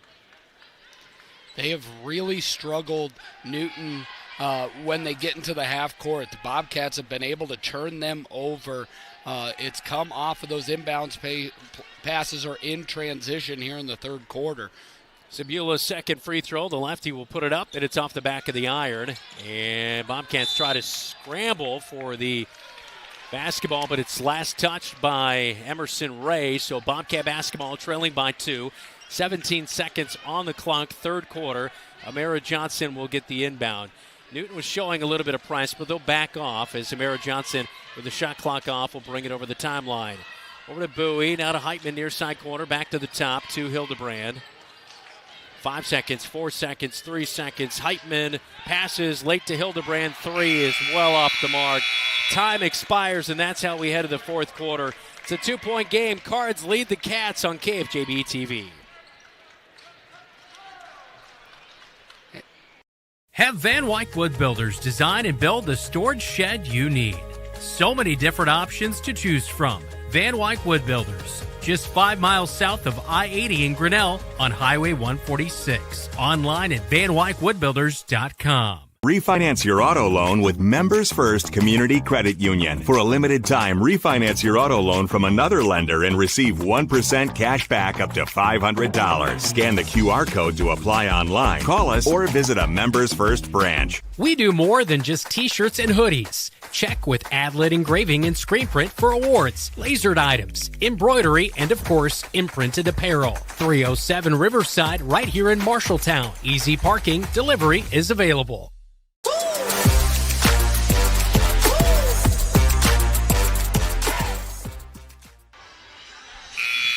Bobcats trying to dig out of a hole. They were down 14-9 at the end of the first quarter. They made up 2 points in the second and 1 point there, or 2 points in the third quarter. So they're down by 2, or 1 point they made up there in that quarter. And so they find themselves down by 2 heading to the fourth quarter, 25-23. Newton, and our final 8 minutes of the game here tonight in the girls' game. Boys' game coming up after this one here tonight. Foul trouble for both teams is kind of a story here tonight, Dylan. And the fourth quarter on Tuesday night was when Amara and Frankie dominated to change that ball game. Bowie does a nice job to cut off Klein going down to the right block. They have to back it out. Now Klein dumps it into Sabula. Backdoor wide open. Off the glass, and White has her first field goal of the second half. 5 on the evening. It's 27-23. Mallory Myron got her head turned around. Tori White just cut right behind her for the layup. Hildebrand, left wing. Passes it back to Kinsley Bowie at the top. Amara Johnson will run the point, reset the offense. Hildebrand, left wing. Gets it back. Now to Bowie. They're trying to go inside. And Frankie Long's going to hit the deck, and it's a tie-up. And the Newton Cardinals, Tori White, I believe, is going to pick up the foul as Frankie Long. Oh, it's on Frankie, and that is her fourth. And it's the right call. is she's doing that thing where she's pinning her arm, and it's very apparent. He's like, oh yeah, I did not see that initially. Yeah. So that one is a costly one as Frankie with one more, and she'll be out of this game. Tori White has it swatted away by Kinsley Bowie. She got the feed on the left block, but it's a block shot by Kinsley Bowie. With 6:59, fourth quarter, 27-23. Newton Cardinals baseline right side will look to inbound. Klein tries her luck on the inbound as she got the feed. Myron with the rebound. The three was off the left side of the iron, no good. Outlet to Amara Johnson, flips it underhand to Bowie. Now back to Amara Johnson. Now they dump it into Frankie Long. Goes up and under, hangs on the iron and falls in. That's the first made bucket of the night for Frankie Long. She had a free throw in the third, but she has 3 points in the game here tonight in her first bucket coming in the fourth quarter. Sebula free throw line. Pushes off on Bowie. Amara Johnson swats the ball away. Myron hits the deck, and a timeout is called. Looked to be a jump ball forced by Mallory Myron. Possession arrow was with the Bobcats. Would have given them back, but the Newton Cardinals get the timeout by head coach Jake Bennett. Close call, close game, 27-25. 2-point game when we come back on KFJB-TV. You planned and saved for your child to go to college, but medical school after graduation was a surprise. A happy, expensive surprise. Wells Fargo Advisors can help. For more than 125 years, we've created wealth management and investment strategies aimed at achieving our clients' personal financial goals. When opportunities surprise you, turn to Wells Fargo Advisors. Together, we'll go far. Wells Fargo Advisors is located at 14 East Southridge Road in Marshalltown. Call them at 641-752-5401. They're a member SIPC. I'm Kinsley Bowie, and you're watching Bobcat Basketball on KFJB-TV. Well, what looked to be nearly a jump ball forced. A timeout is granted to the Newton Cardinals, which saves them the possession because the arrow is with the Bobcats. Oh my Sebula pushed off on Bowie and then scrambled for it, and it was nearly a tie-up, but they grant the timeout to the Newton Cardinals as we took a look at that replay. All thanks to Tyler Pashong State. And the inbound goes inside of the paint. Kick out left wing. Block shot. I think Jansen got a piece of that three by Klein. Bobcats come up with it. Jansen brings it up the floor. And she dribbles into the near side corner. Almost has it swatted away. Bowie comes up with it. Jansen's been so good on the defensive end, but boy, she's not had the handles on the offensive end here tonight. Bowie open in the corner, opts to pass it inside. Oh, good, up and under move by Frankie. Hangs on the iron and rolls in. Frankie's got 4 in the fourth, and we're tied at 27. This is deja vu all over again. Exactly what she did Tuesday night. Turnover. Hildebrand comes up with the basketball, a tie-up, and the Bobcats get it back. That's a straight-up shove. And a foul is actually going to be ruled on the Newton Cardinals. So not a jump ball. It's just a foul right there. And, yeah, Sebula just shoved off on Morgan Hildebrand after the play. And so a foul ruled there. And it is going to be number 1 on the night on – they ruled it on Emerson Ray. They didn't put a foul on Sebula at all, which is surprising. Bobcats looking to take the lead back. Bowie 3. It's well off the mark. That's an air ball. Out of bounds it goes. And it will be back to the Newton Cardinals. Boy, 3-point shooting. I don't know what it is, but it's not good here tonight. Bobcats have made 3 threes, but they have missed a ton here tonight. As a senior, you've got to recognize that Frankie's had 2 dominant offensive possessions back-to-back. White dribbles through pressure down to the left block and gets it to go. Puts it off the glass, and White with her second bucket of the fourth quarter as well. Newton back on top by a bucket. 5 minutes to go in the Roundhouse in the fourth quarter. Hildebrand, near side wing, catches it, dribbles it out to the top. Over to Mara Johnson, far side corner, looking inside. Frankie Long is double teamed down low. Bounce pass over to Jansen. Back to Amara Johnson. 10 seconds to go on the shot clock. Jansen inside to Frankie Long. She is fouled on her way up, and it's going to be on Sebula, who will pick up the foul for the Newton Cardinals. And Frankie Long with an opportunity to go to the line for 2 free throws and tie this game up. As we take a look at the replay on KFJB-TV, just off the mark, couldn't quite get it to go. And that is number 2 on Sabula for the Newton Cardinals, their second team foul here in the fourth quarter. Yeah, the 2-3 zone, they've figured it out of how to get Frankie the ball. Frankie being very active and physical. Misses that first. First one off the front of the iron. Second one to come here for Frankie Long.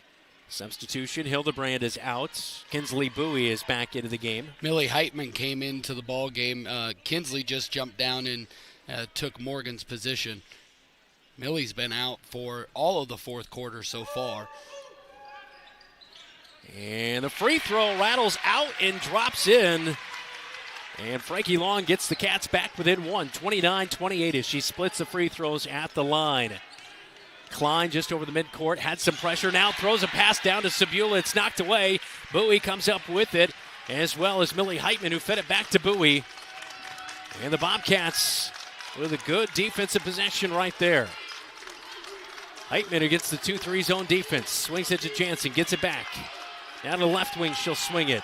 Drops it inside. Good cut by Heitman off the right side. Put back. No good by Frankie Long, but she draws the foul. And 2 more free throws coming for Frankie. She's got to make both of these, Dylan. Yeah, these are big free throws, but a nice cut. I love Millie just got to finish on that. She's long, doesn't quite have the strength, but Millie just makes the offense move better when she's out there.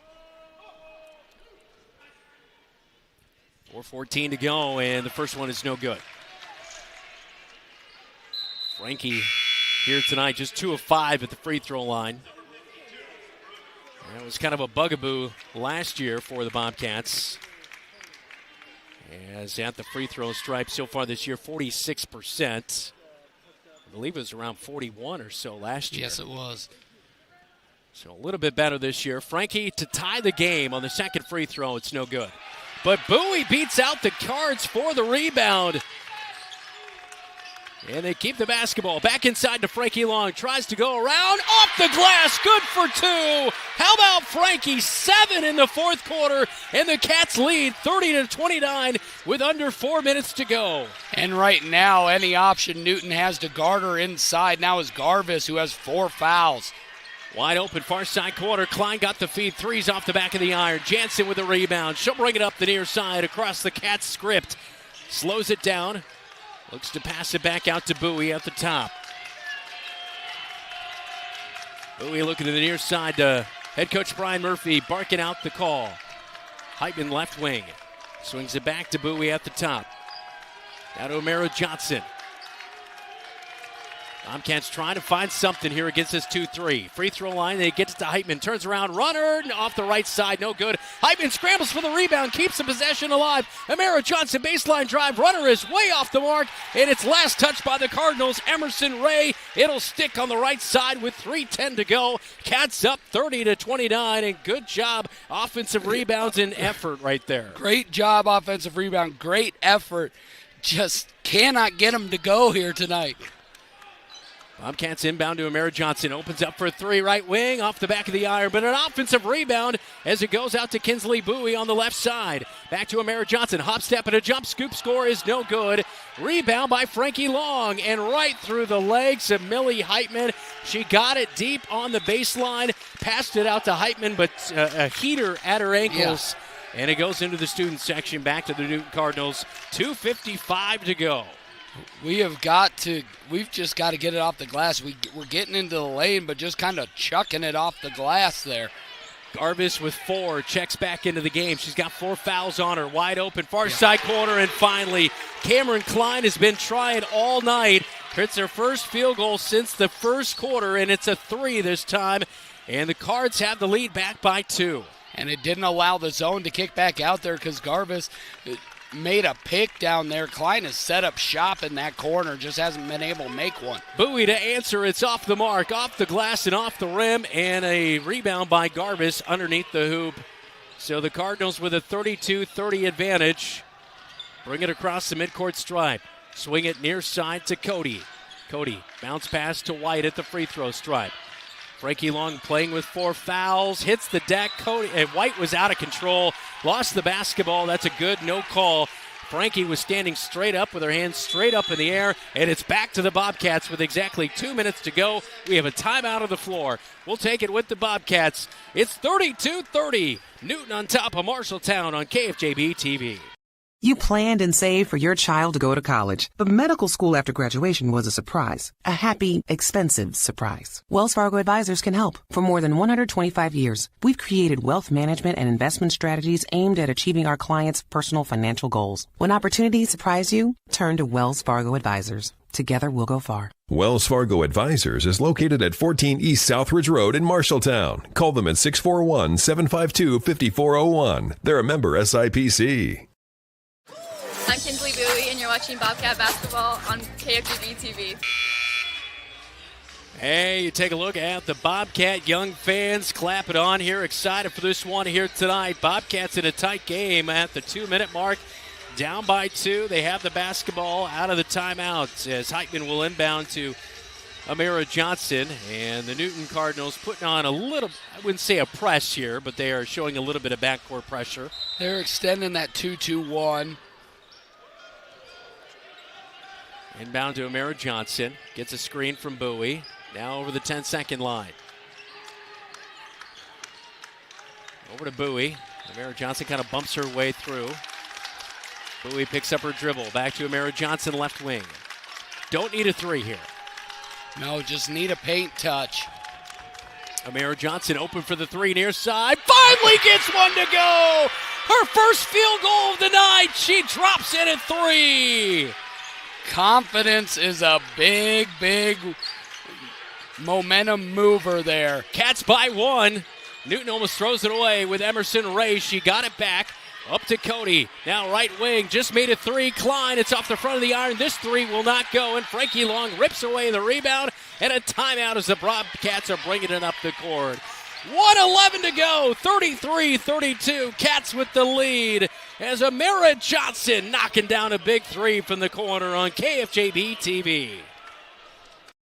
Fall is officially delicious at your Marshalltown Dairy Queens. Try the all-new maple cookie shake, sweet, creamy, or dive into the ultimate duo, the Oreo Reese's Blizzard Treat. 2 icons, 1 cup, pure magic. Craving pumpkin spice everything? The Pumpkin Pie Blizzard Treat is back, loaded with real pumpkin pie pieces and topped with whipped cream and nutmeg. Or keep the summer vibes going with the Choco Dip Strawberry Blizzard Treat. A vacation in every bite. Hurry in. These fall flavors won't last forever. Happy tastes good at your Marshalltown Dairy Queens. I'm Millie Heitman. You're watching KFJB-TV.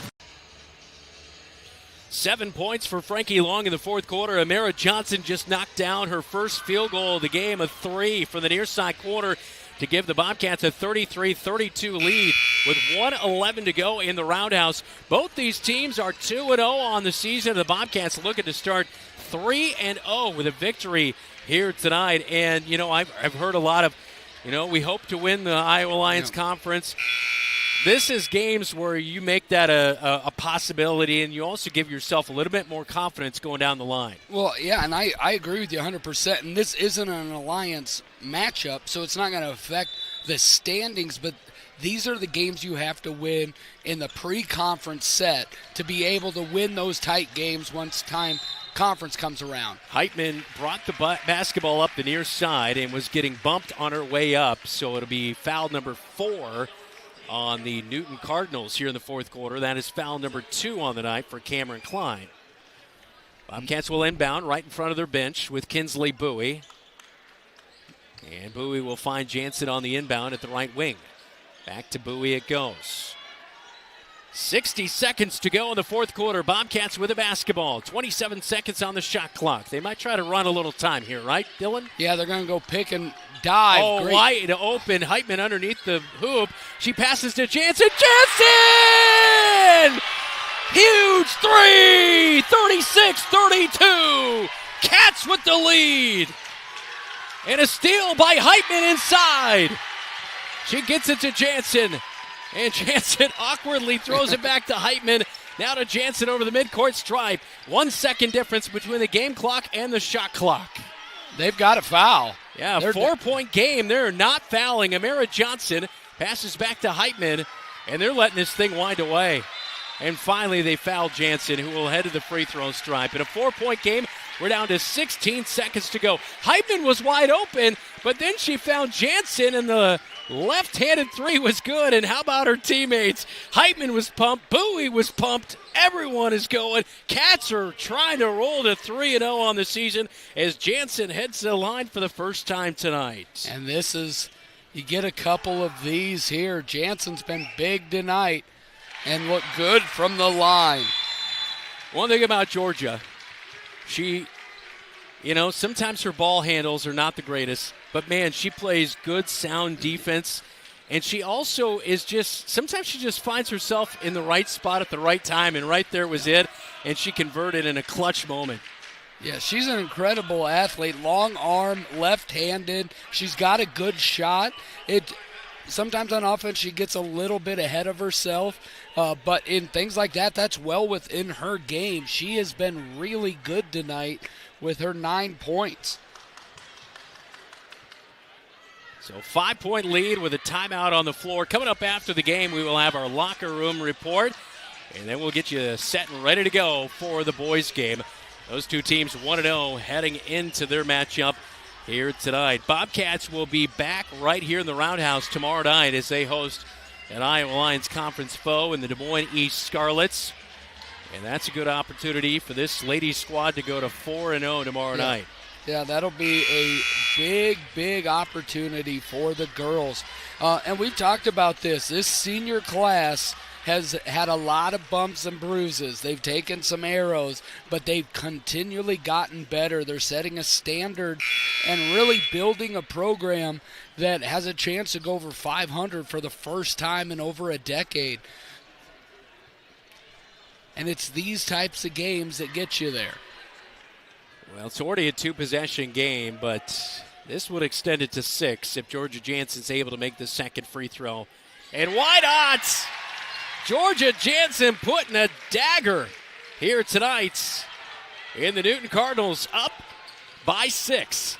10 seconds to go. Newton into the front court. They find Sabula, left block. Frankie Long has the block shot, and Millie Heitman hits the deck. She is fouled by the Newton Cardinals, and that will send her to the line with 5 seconds to go and put this game on ice to move to 3-0. And immediately it's intentional foul. It's going to be 2 shots plus the ball. So the Cats they've iced this one. If Millie can get a couple in, Cats again will get the basketball, and I don't anticipate Newton fouling.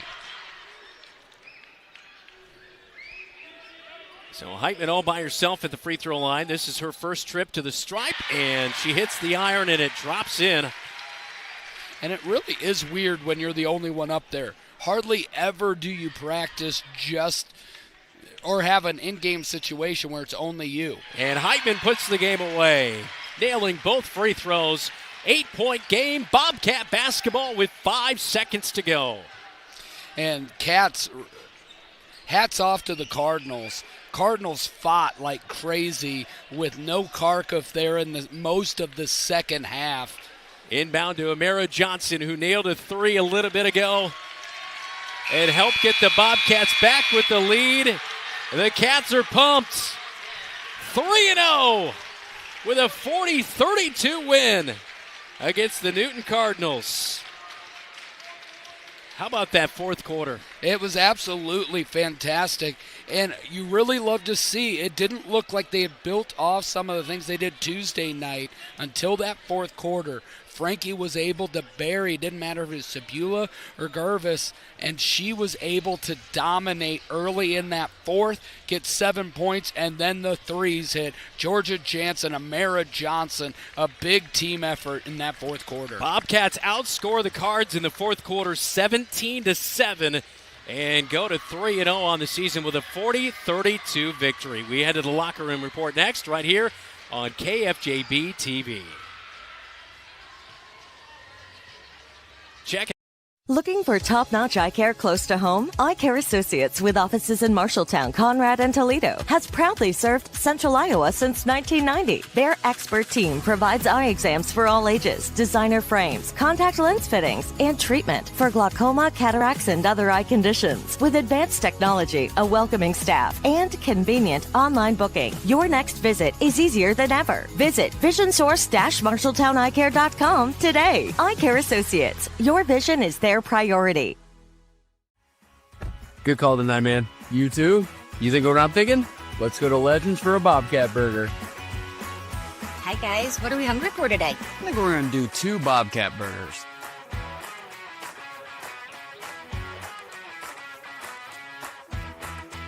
Whether it's pre-game or post-game. Or during the game, it's Legends American Grill in Marshalltown.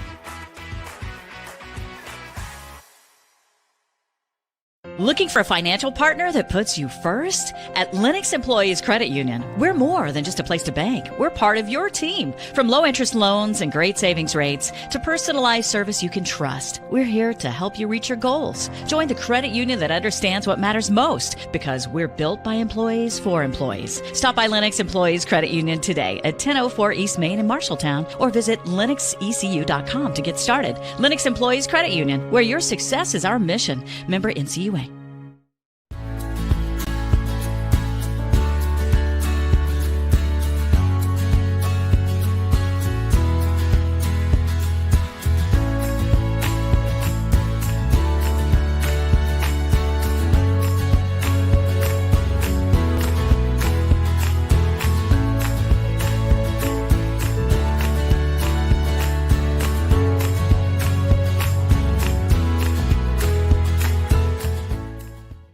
KFJB-TV Locker Room Report, powered by Wells Fargo Advisors of Marshalltown. Well, the Bobcat ladies outscored Newton 17-7 in the fourth quarter, win it 40-32. Final stat line tonight: Amara Johnson with 8, Kinsley Bowie with 8, 10 for Georgia Jansen. She was the leading scorer tonight. 8 for Frankie Long, as 7 of those 8 came in the fourth quarter alone. Cameron Klein finishes with 7 for Newton. Tori White was 7. Peyton Karkuff 7, but she did not play after the third quarter when she got a bloody nose. And Addison Sabula finishes with 7 for the Newton Cardinals. 40-32. Newton drops to 2-1. Cats are 3-0 with a date against the Des Moines East Scarlets coming up tomorrow night on your Friday night. Coverage will start at 6 o'clock here from inside the Roundhouse. This is the Locker Room Report. You're watching KFJB-TV. You look forward to retirement as your time to relax. But now that it's here, turns out relaxation is overrated and you'd rather get back to work with an idea of your own. Wells Fargo Advisors can help. For more than 125 years, we've created wealth management and investment strategies aimed at achieving our clients' personal financial goals. When retirement plans change course, turn to Wells Fargo Advisors. Together, we'll go far. Wells Fargo Advisors is located at 14 East Southridge Road in Marshalltown. Call them at 641-752-5401. They're a member SIPC.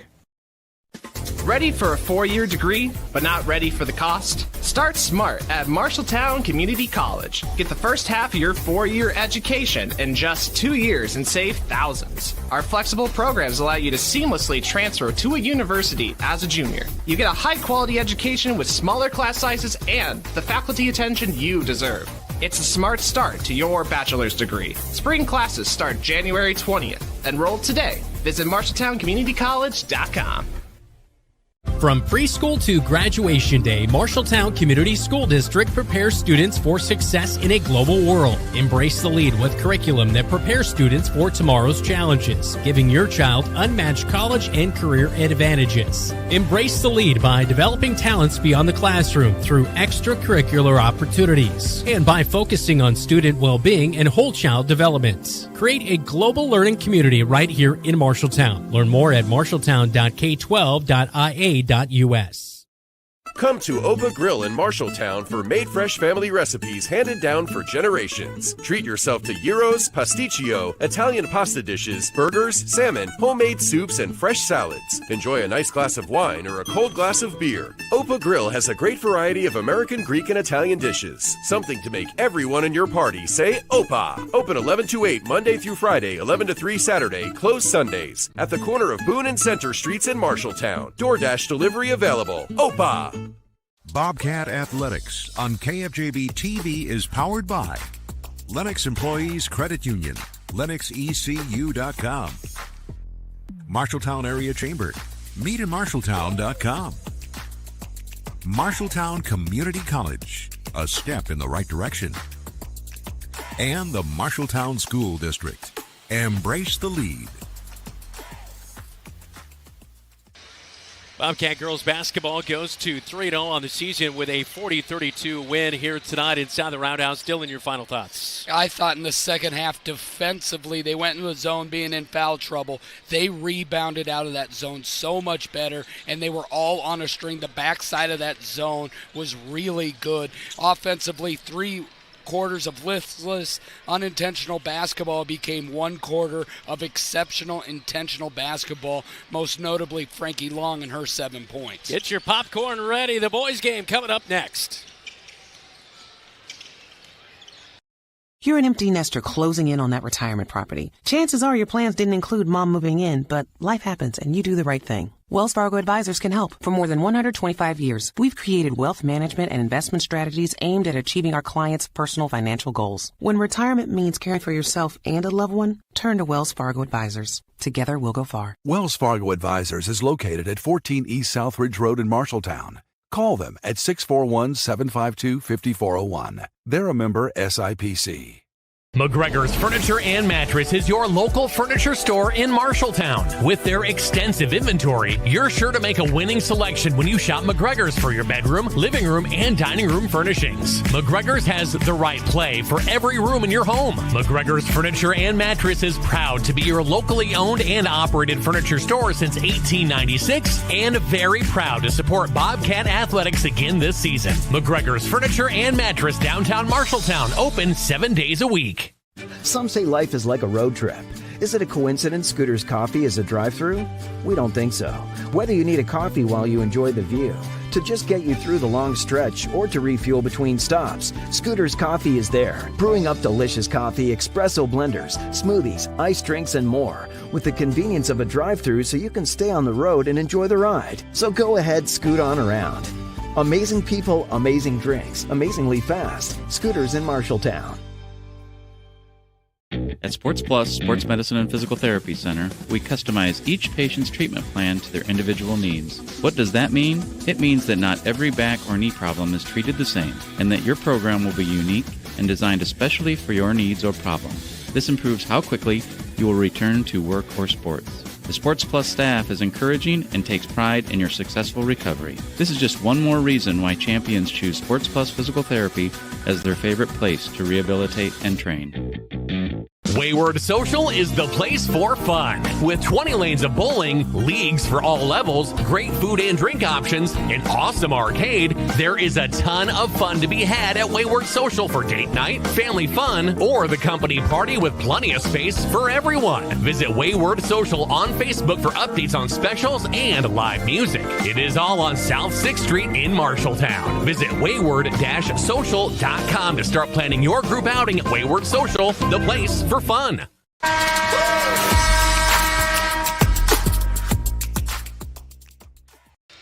The Newton Cardinals boys basketball team has a 2-game winning streak against the Marshalltown Bobcats. Both teams head into their second game of the season at a 1-0 mark. Bobcat basketball starts now. And into the front court with 5 seconds. Finds Jacob Hayes for the 3. Yeah! At the buzzer it goes!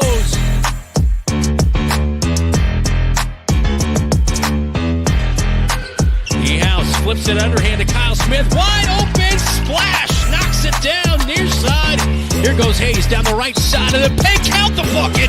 Yeah. Down to Gersman. Down the key as he had nothing going. Gersman inside. Scores the bucket.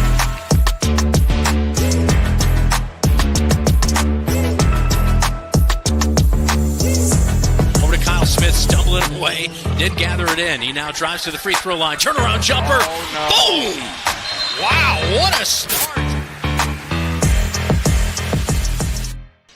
Welcome back into the countdown to tip-off. It's the Cards and the Cats for the Marshalltown Roundhouse. Jason Carter, Michael Apple, head coaches getting their teams ready to go. We'll talk with head coach Mike Apple for the boys basketball team when we come back.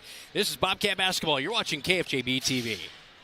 The right insurance agent can make all the difference. Assured Partners agents represent multiple insurance companies. They can pick and choose from a larger variety of outstanding insurance options. Assured Partners also handles life and health insurance and Medicare supplement coverage. With access to local, regional, and national insurance companies, Assured Partners will create policies tailored to the coverage you need. For more information, go online to assuredpartners.com/Marshalltown. Power through partnership with Assured Partners in Marshalltown, Toledo, and West Des Moines. Fall is officially delicious at your Marshalltown Dairy Queens. Try the all-new maple cookie shake, sweet, creamy, or dive into the ultimate duo, the Oreo Reese's Blizzard Treat. 2 icons, 1 cup, pure magic. Craving pumpkin spice everything? The Pumpkin Pie Blizzard Treat is back, loaded with real pumpkin pie pieces and topped with whipped cream and nutmeg. Or keep the summer vibes going with the Choco Dip Strawberry Blizzard Treat. A vacation in every bite. Hurry in. These fall flavors won't last forever. Happy tastes good at your Marshalltown Dairy Queens.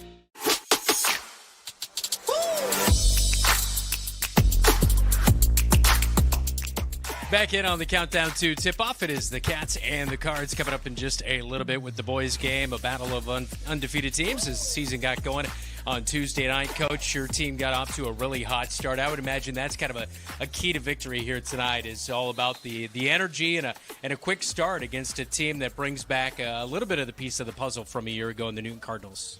Yeah. I mean, consistently, bring that energy every game and be ready to go, obviously.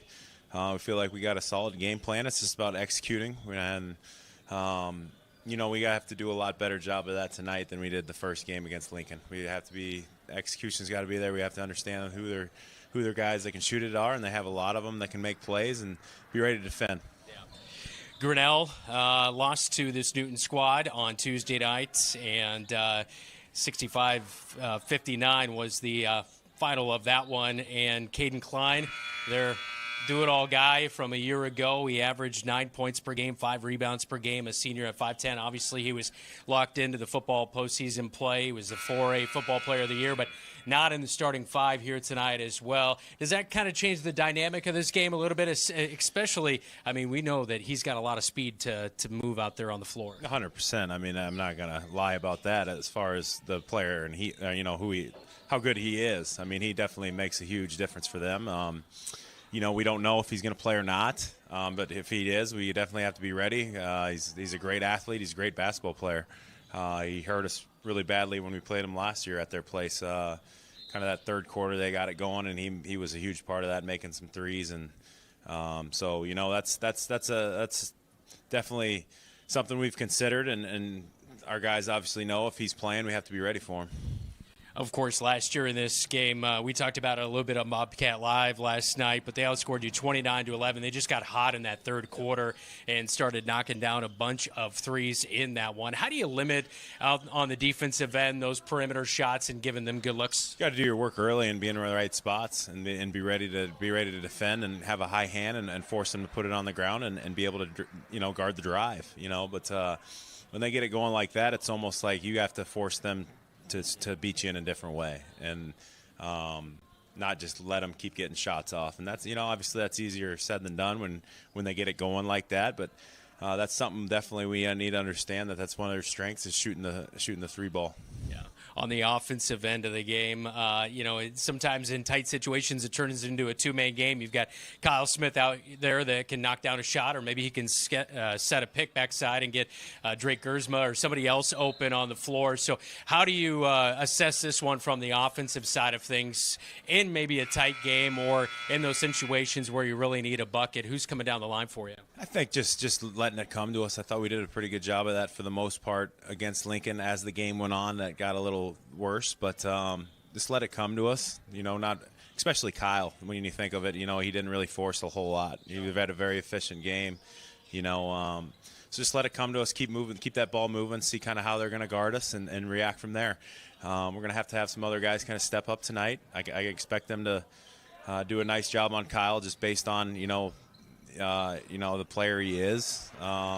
So we're going to have some other guys step up and be able to take advantage of them if they're going to try and, guard them tight. And there should be opportunities for us to drive it and get to the rim. Should be a fun one. Good luck tonight. Yep, thank you. All right, it is the Cards and the Cats coming up from the Roundhouse. We check out the starting five for both squads when we come back right here on your home for the Cats, KFJB-TV. Brown's Shoe Fit has a great selection of athletic footwear, including Hoka, Brooks, On Cloud, Birkenstock, and Taos. Brown's Shoe Fit can find the right shoe for every occasion for both men and women, including dress shoes, casual shoes, work boots, and more. They carry multiple sizes and widths to ensure the best fit for you. Their expert-friendly staff will take the time to give you the service you deserve. Brown's Shoe Fit, downtown Marshalltown, with you every step of the way.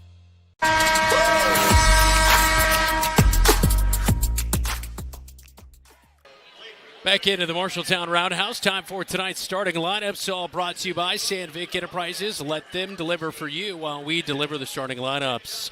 Well, both teams started off the season 1-0. The Newton Cardinals began the season with a 66-59 win against the Grinnell Tigers on Tuesday night. Their lineup will go like this. Dawson Mackay will get the start, averaged 4.7 points per game a year ago. Number 2, Carter Holmes, a junior at 6'2". Didn't do a whole lot, will be pushed into a starter's role this year. Isaiah Slaughter averaged 5 points per game last year and nearly 2 rebounds per game. A 6-foot sophomore guard will get the go here tonight. Brody Wabshaw, 2 points per game a year ago, a 6'1 junior. And Grant Osby returns from last year's squad. Got a good amount of playing time. Averaged 4.5 points per game and 3 rebounds per game. A 6'7 junior. And the Bobcats will have to battle with that here tonight for head coach Jason Carter, as this team last year went a final record of 12-11. They lost to Pella in the second round of playoffs. For the Marshalltown Bobcats, 1-0, coming off of a nice win on Tuesday, 53-50 in overtime, taking down the Lincoln Rail Splitters. It'll be the same lineup: Drake Gersma, Kyle Smith, Damian Segovia, Jacob Hayes, Lars Schoenfelder, the 2 freshmen in the mix, and of course the second most threes in 3A made a year ago from Kyle Smith. He's back in the lineup. We have our second game of the doubleheader, the boys' game. Tip it off next when we come back right here on KFJB-TV. Looking for top-notch eye care close to home? Eye Care Associates, with offices in Marshalltown, Conrad, and Toledo, has proudly served Central Iowa since 1990. Their expert team provides eye exams for all ages, designer frames, contact lens fittings, and treatment for glaucoma, cataracts, and other eye conditions. With advanced technology, a welcoming staff, and convenient online booking, your next visit is easier than ever. Visit visionsource-marshalltowneyecare.com today. Eye Care Associates, your vision is their priority. The following is a presentation of Bobcat Athletics on KFJB-TV.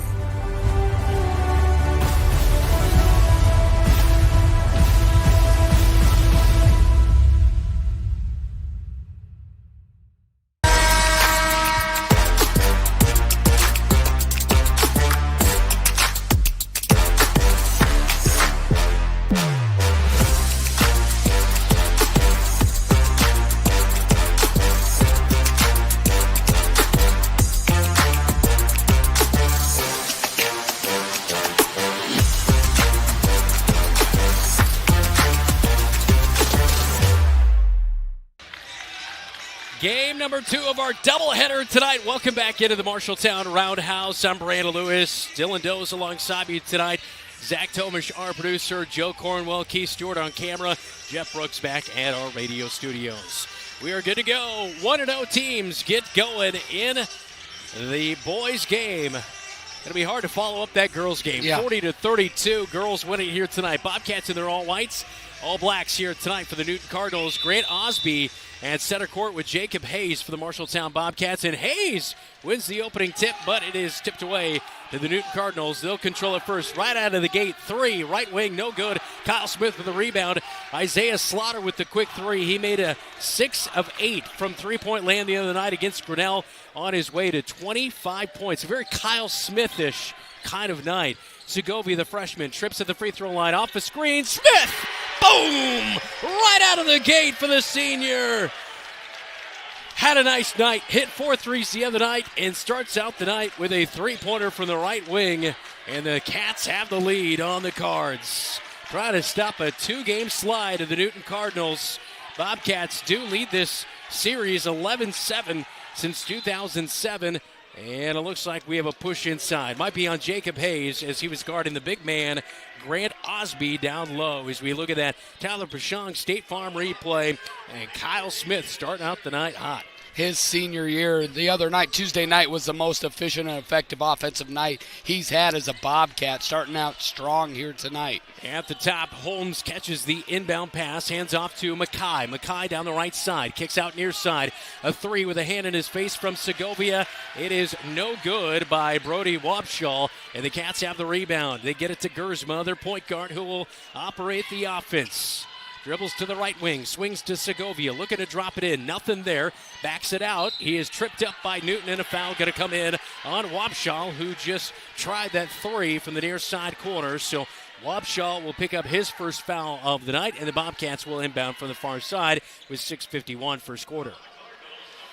Bobcats were looking on that cross pick down low for Jacob Hayes there. Couldn't quite get it with the kick.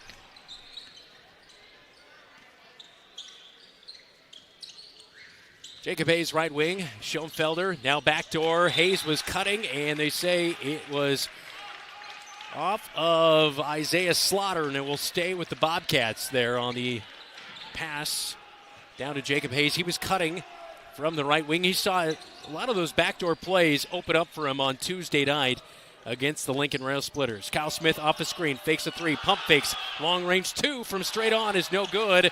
Schoenfelder swatting away, trying for the rebound, a little too aggressive for the freshman, trying to go against Grant Osby, the 6'7 junior, and he will be a test here tonight for the Bobcats. Yeah, the Cats will have to probably throw a couple different people on him. Lars is a big kid, but he only sits 6 feet tall.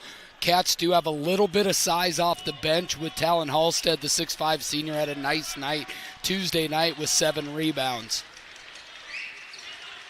Newton Cardinals into the front court. Right wing Mackay. Gets it back on a handoff from Wobschall. Down the right side of the paint, layup is good. He beats Segovia for 2. That was a great take. Got Segovia on his hip and a little football move through, ripped the ball through up off the glass. Jacob Hayes, right wing, gets it to Schoenfelder, top of the key, over to Gersma. Gersma looking for something. Backdoor down to Hayes' way on the left block, but nothing was there. He'll get it back on the right wing. Calls for a little bit of a clear out. Fancy move, dribble, and the jumper from the free throw line is no good. Schoenfelder, though, comes down with it. It's a jump ball position. It'll keep it with the Bobcats, but a nifty move by Gersma. Dribbled behind his back, took the jumper at the free throw stripe, and wasn't able to convert as it rattled out. And we see, for the first time this season, I know he was battling a little bit of a leg injury coming into the season, Gavin Mishek with his first minutes of the season. Inbound, high point to Hayes on the right block. Jumper is no good. Almost tipped out of there by Gersma, but the big man in Osby comes away with it for the Newton Cardinals. 3-2, Cats lead by 1. Right wing over to Wobschall. Drives to the free throw line, cut off by Segovia. Turnaround jumper in his face. Wow, that is a good play for Wobschall. He uses a little bit of a height to his advantage right there. Yeah, Newton has a little bit of length on the wings. Good patient offense. Segovia on the left wing, dribbles to the free throw line, gets it on a bounce pass to Gersma. Drives down to the right block. Oh, good job. Held the ball away from the defender and put the shot up off the glass late. 5-4, Cats take the lead back. If number 3 has one-on-one at the free throw line, it's 2 all day long. Mackay tries to answer down to the right block, and he is bumped by the sophomore Mishek. And a foul called. That'll be Mishek's first of the night. Left-handed sophomore guard, get a little bit of those nerves out, the whistle, get yourself settled.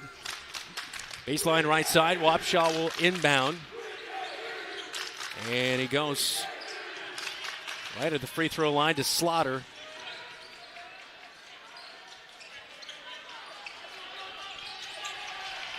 Gersma all over Slaughter on the right wing. Feeds back to the top. 3. Skims the bottom of the net by Wobschall. Newton gets it back. It's tipped away now on the putback opportunity. No good as Osby controlled it for a second. And here come the Bobcats with Gersma. As he'll survey. Comes to Mishek near side. Left wing kind of fakes inside. Keeps the basketball over to Segovia. Quick flip over to the right wing to Gersma. Back to Kyle Smith off the screen. Looking for his second 3. And off the back of the iron. No good. Slaughter hauls in the rebound. A nice double pick there. Kyle just couldn't make it. Mackay in the paint. Defense kind of lost him in there. Shots off the back of the iron. Kyle Smith snags the rebound. Hands off to Gersma.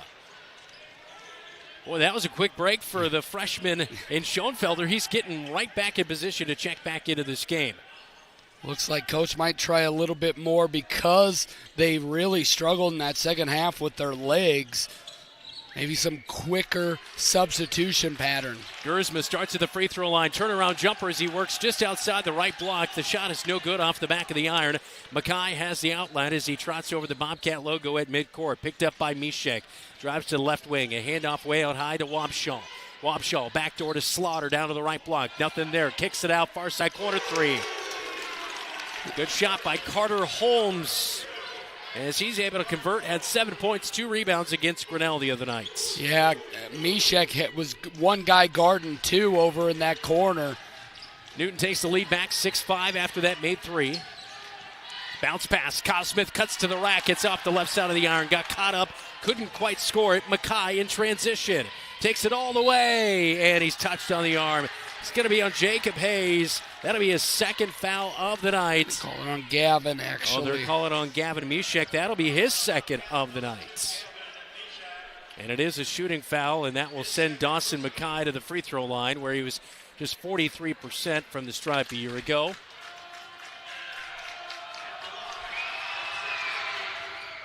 And the first one is good. I'm telling you, something happened. Somebody put a new buzzer in. That thing is louder than previous years. You definitely know on the radio side if you're not watching on KFJB-TV. And the speaker for it is like right by our ears. And the second free throw is good. So Mackay with 4 points. He is 2-2 at the free throw stripe there. And Newton now leads at 8-5 here in the first quarter with 2:40 to go. Yeah, scoreboard has it as if that was not a 3 by Newton. Okay.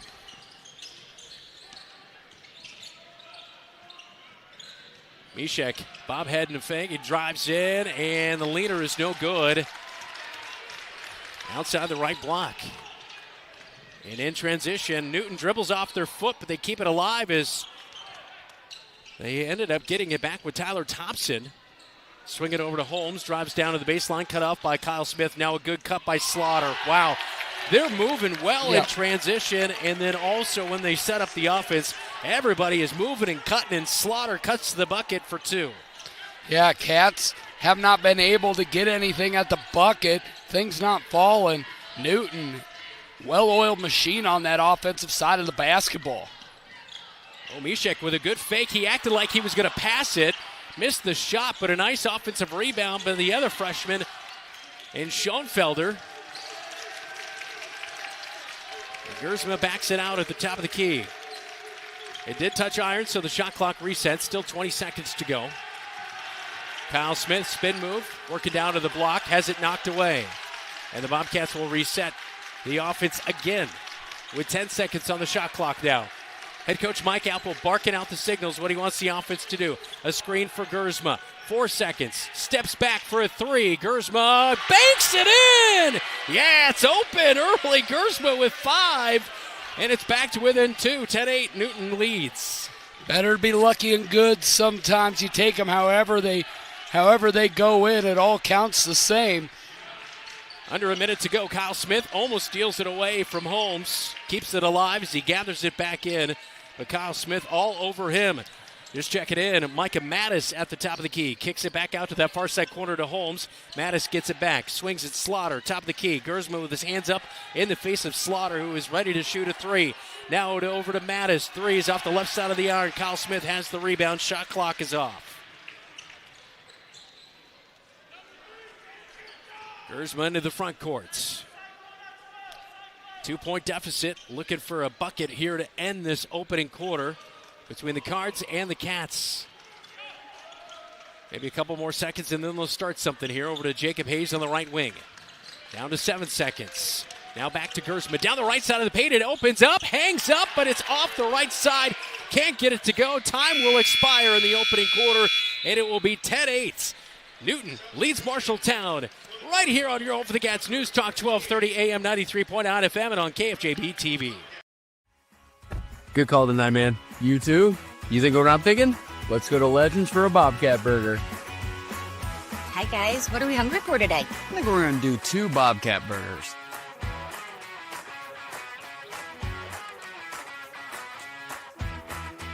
Whether it's pre-game or post-game. Or during the game, it's Legends American Grill in Marshalltown. I'm Drake Grisman, and you're watching KFJB-TV. At the end of 10-8, Newton has a 2-point lead on the Marshalltown Bobcats. Time for our keys to the game, all presented by First Rate Real Estate, FirstRateTeam.com. Bobcats, get your second wind. Tuesday night, they struggled in that second half, gave up a 10-point lead, were able to win in overtime. In this game last year, it was a one-possession game at halftime.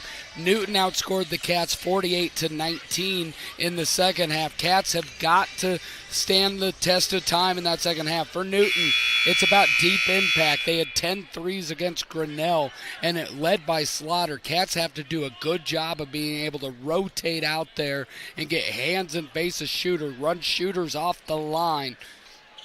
They struggled with it times against Lincoln, especially in the second half. 10-8, Newton with the basketball to begin the second quarter with 8 minutes on the clock. Wobschall feeds to Slaughter, right wing. 3, pops in and out. Segovia, the freshman, hauls in the rebound. Outlets to Kyle Smith up the far sideline. Up to Schoenfelder. Gets it back now to Gersma. Top of the key as he'll set up the offense. Yeah, this is an up and down game here tonight. Higher scoring matchup, I think, favors Newton.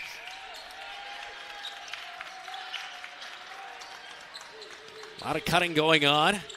Not a whole lot opening up. They post up. Gersma, left block, turnaround jumper comes up short. There was pressure. Mackay hit the deck, and I think that kind of got Gersma a little bit off of him as he thought that pressure was going to be there, and it was not. It was a good no call.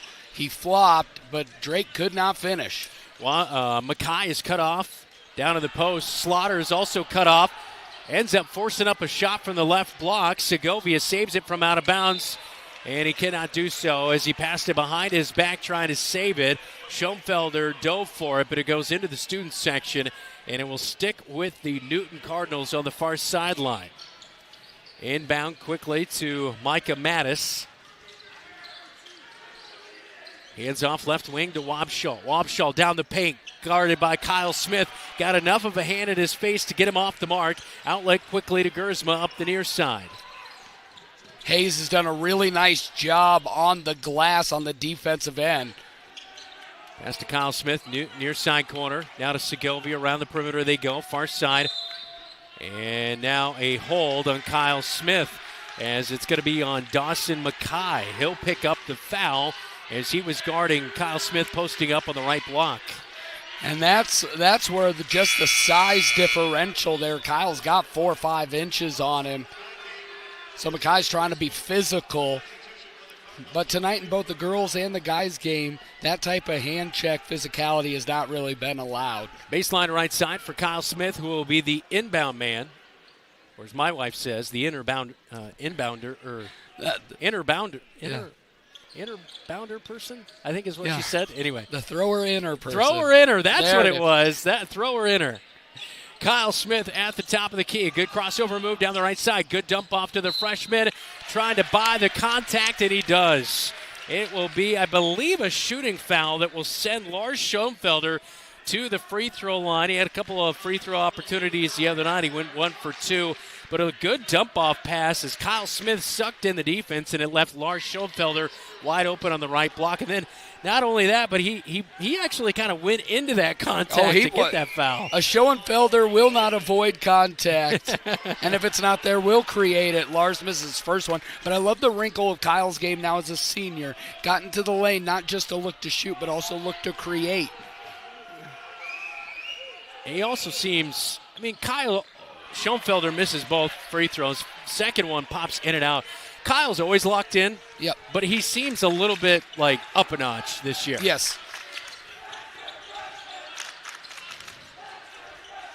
Top of the key, over to Tyler Thompson.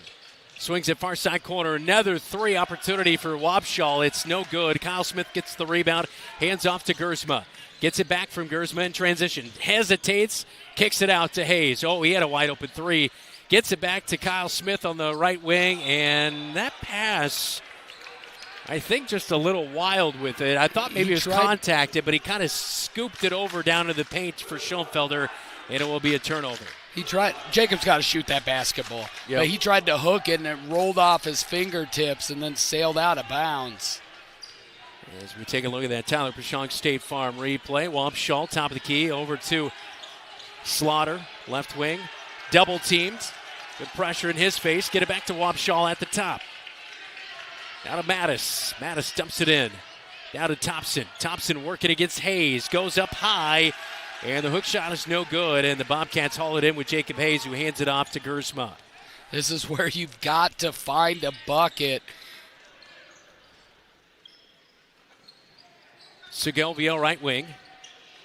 Guarded by Mattis. Gets it to Gersma now, left wing from Kyle Smith. Free throw line jumper, good.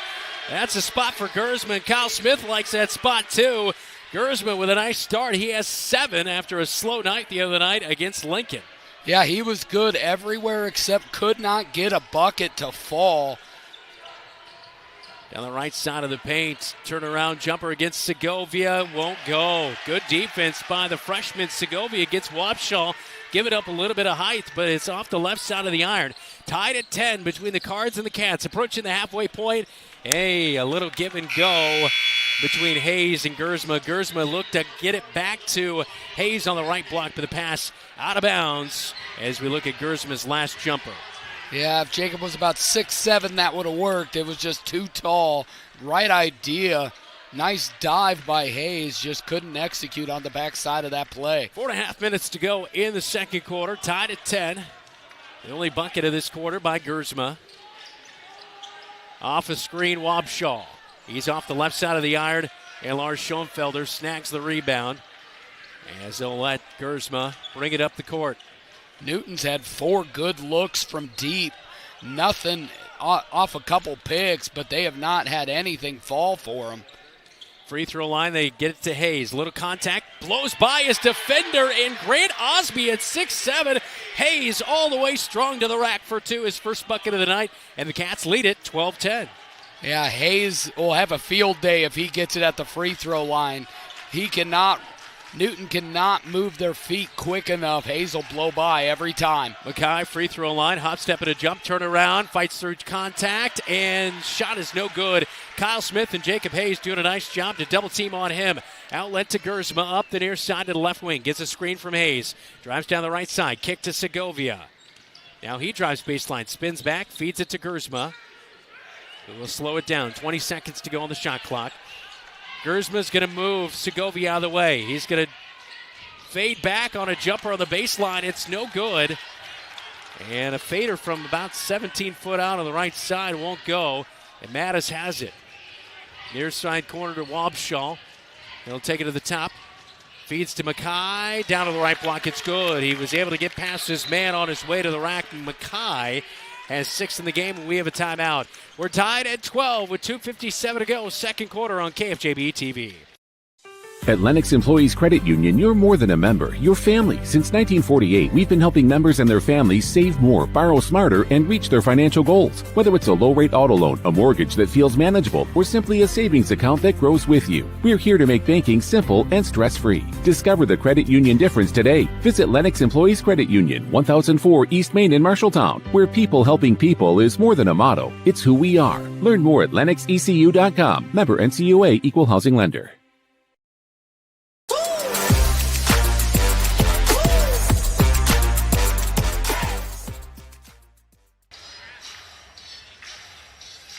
Back inside the Marshalltown Roundhouse. We've got a good one here tonight, 12-12. If you missed the girls' game, we had an exceptional one. Bobcats outscored Newton in the fourth quarter 17-7 and rolled to a 40-32 victory to go to 3-0 on the season.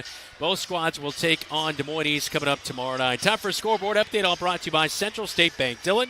These are all guys' scores. Indianola 10. Des Moines Roosevelt Rough Riders 4. That's at the end of 1. In the second quarter, Cedar Falls 29, Dubuque 6. Jessup wins this from the boys. Ames 39, North 17, and BCLUW at halftime over Valley Lutheran 68-11. Up on the Marshalltown Hy-Vee scoreboard, we're locked in at 12. Bobcat basketball. Hayes at the free throw line, down the right side again. Almost got the bucket, but can't get it to go. He was contacted in 2 free throws coming for the senior in Jacob Hayes this year so far at the free throw line through just that one game on Tuesday. He went 3 of 4 at the stripe. But a good move, and you mentioned it a little bit ago that, that's key. Get him at the free throw line and then get him some space to go down the right side. And Hayes converts on the first free throw to give the Bobcats back the lead at 13-12. Bobcats offense spreads out. It's kind of that 4 out, 1 in, and anytime anybody's been able to get it to the free throw line, that person's going to be able to beat Newton defender off the bounce as Jacob makes the second. When it's gotten to the free throw line, it's been a wrap on the offensive end for the Bobcats. 4 for Hayes in this second quarter, and he converts those 2 free throws. He's been very good ending last year at the stripe and to begin this year, these 2 early games. An offensive miss, but an offensive rebound by Mackay, getting it back. He feeds to Slaughter at the top of the key. Good job by Gersman, locking him down. A hand in his face on the free throw line jumper by Slaughter. It is no good. Quickly in transition, Kyle Smith up to the right wing. Hesitates, drives baseline, and Mackay will pick up his second foul of the night. Had a little hand on the waist of Kyle Smith as he drove to the right side of the hoop on the baseline. And that'll be foul number 3 on the Cardinals here in the second quarter. And it's an interesting thing. When somebody goes around you, your hands will drop almost subconsciously. You don't even know you did it. And it seemed that Mackay, I don't even know if he knew his hands dropped and grabbed or checked Kyle on that play. Gersma inbounds to Jacob Hayes on the left block. Feeds back to Segovia free throw line. He has it almost tipped away by Slaughter, but it gets to Kyle Smith. As Gersma will check out head coach Mike Apple for the play call here, leading 14-12. 2 minutes to go before halftime. Coming up at the break, we will talk to Brian Murphy, head girls basketball coach. You got enough in that voice to do that interview? I will happily do it. Hayes, thought he was going to get the 3, but a great rebound by the freshman who tries to reverse layup. It's no good, but Gersma gets it back. And Segovia with a beautiful spin move inside, but too strong on the shot. And it comes up empty after a couple of opportunities there for the Cats. That one might work in the 9th grade game in the auxiliary gym. That's not going to work in the Roundhouse here tonight. Not quite. Wobschall, right wing. Back to the top of the key to Osby. Osby rolls, but nothing there. Cross-court pass, wide open for a 3. Left wing, it's off the back of the iron, no good. Segovia gets the loose basketball at the free throw line for the rebound. Hands off to Gersma with 1:10 to go before the break. Cannot say enough good things about number 30 for the Bobcats on the defensive glass. Inside to Hayes, wide open right block, puts it up, and an offensive charge and a screen by Kyle Smith. He picked up a few of those the other night, and he picks up one right here. That'll be his first foul of the night on Kyle Smith. Coach Apple not impressed with the call. Okay. It wouldn't be his first time he didn't like a call. Kind of like you. Coach Apple and I, we're the same, just in different size containers. Yeah, you need an apple crate to be as tall as he is. That's right. that sponsorship is still available. And a push by Hayes, who is guarding Osby down on the right block. And that'll be 3 on Hayes, and he'll head to the bench probably. We take a look at the last play on that screen set. Mattis will be the man to inbound on the right block. Mishek had 2. Oh, gotcha. Yeah, I made an accidental mark. So 3 on the inbound, no good. Kyle Smith skies for the rebound, gives it to Gersma. 3-second difference between the game clock and the shot clock here. So essentially playing for the last shot here as the Bobcats will slow it down with Gersma. Way out high. Mattis guarding him. He's standing on the three-point line, but Gersma is near midcourt at the Cat logo. If you would have told me 14 points would be good enough for the lead at half. Called you a liar. Kyle Smith off a screen. Nothing there. Now gets another kind of secondary screen. Spins out of it. Down the left block. Baseline jumper as the shot clock runs out. No good. And they'll have to put some time back on the clock here. An extra second ran off. It should be about 3.5 seconds to go here in the first half as Kyle Smith kind of lost the shot clock as he was fighting through a few screens trying to get open. So 14-12, Newton has it. They did not put any time back on the clock. 2 seconds to go. Mattis, three-quarter shot is way off the mark. Over by the cheerleaders, duck for cover, and it is 14-12 at the break. Bobcats looking to go 2-0 on the season. They have a 2-point lead inside the Roundhouse on KFJB-TV. From preschool to graduation day, Marshalltown Community School District prepares students for success in a global world. Embrace the lead with curriculum that prepares students for tomorrow's challenges, giving your child unmatched college and career advantages. Embrace the lead by developing talents beyond the classroom through extracurricular opportunities and by focusing on student well-being and whole child development. Create a global learning community right here in Marshalltown. Learn more at marshalltown.k12.ia.us. McGregor's Furniture and Mattress is your local furniture store in Marshalltown. With their extensive inventory, you're sure to make a winning selection when you shop McGregor's for your bedroom, living room, and dining room furnishings. McGregor's has the right play for every room in your home. McGregor's Furniture and Mattress is proud to be your locally owned and operated furniture store since 1896 and very proud to support Bobcat Athletics again this season. McGregor's Furniture and Mattress, downtown Marshalltown, open 7 days a week. Some say life is like a road trip. Is it a coincidence Scooter's Coffee is a drive-thru? We don't think so. Whether you need a coffee while you enjoy the view, to just get you through the long stretch, or to refuel between stops, Scooter's Coffee is there, brewing up delicious coffee, espresso blenders, smoothies, iced drinks, and more, with the convenience of a drive-thru so you can stay on the road and enjoy the ride. So go ahead, scoot on around. Amazing people, amazing drinks, amazingly fast. Scooters in Marshalltown. At Sports Plus Sports Medicine and Physical Therapy Center, we customize each patient's treatment plan to their individual needs. What does that mean? It means that not every back or knee problem is treated the same, and that your program will be unique and designed especially for your needs or problem. This improves how quickly you will return to work or sports. The Sports Plus staff is encouraging and takes pride in your successful recovery. This is just one more reason why champions choose Sports Plus Physical Therapy as their favorite place to rehabilitate and train.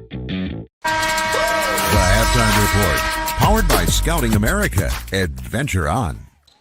Bobcats lead at the break 14-12 against the Newton Cardinals, trying to end a two-game slide of the Newton Cardinals here tonight.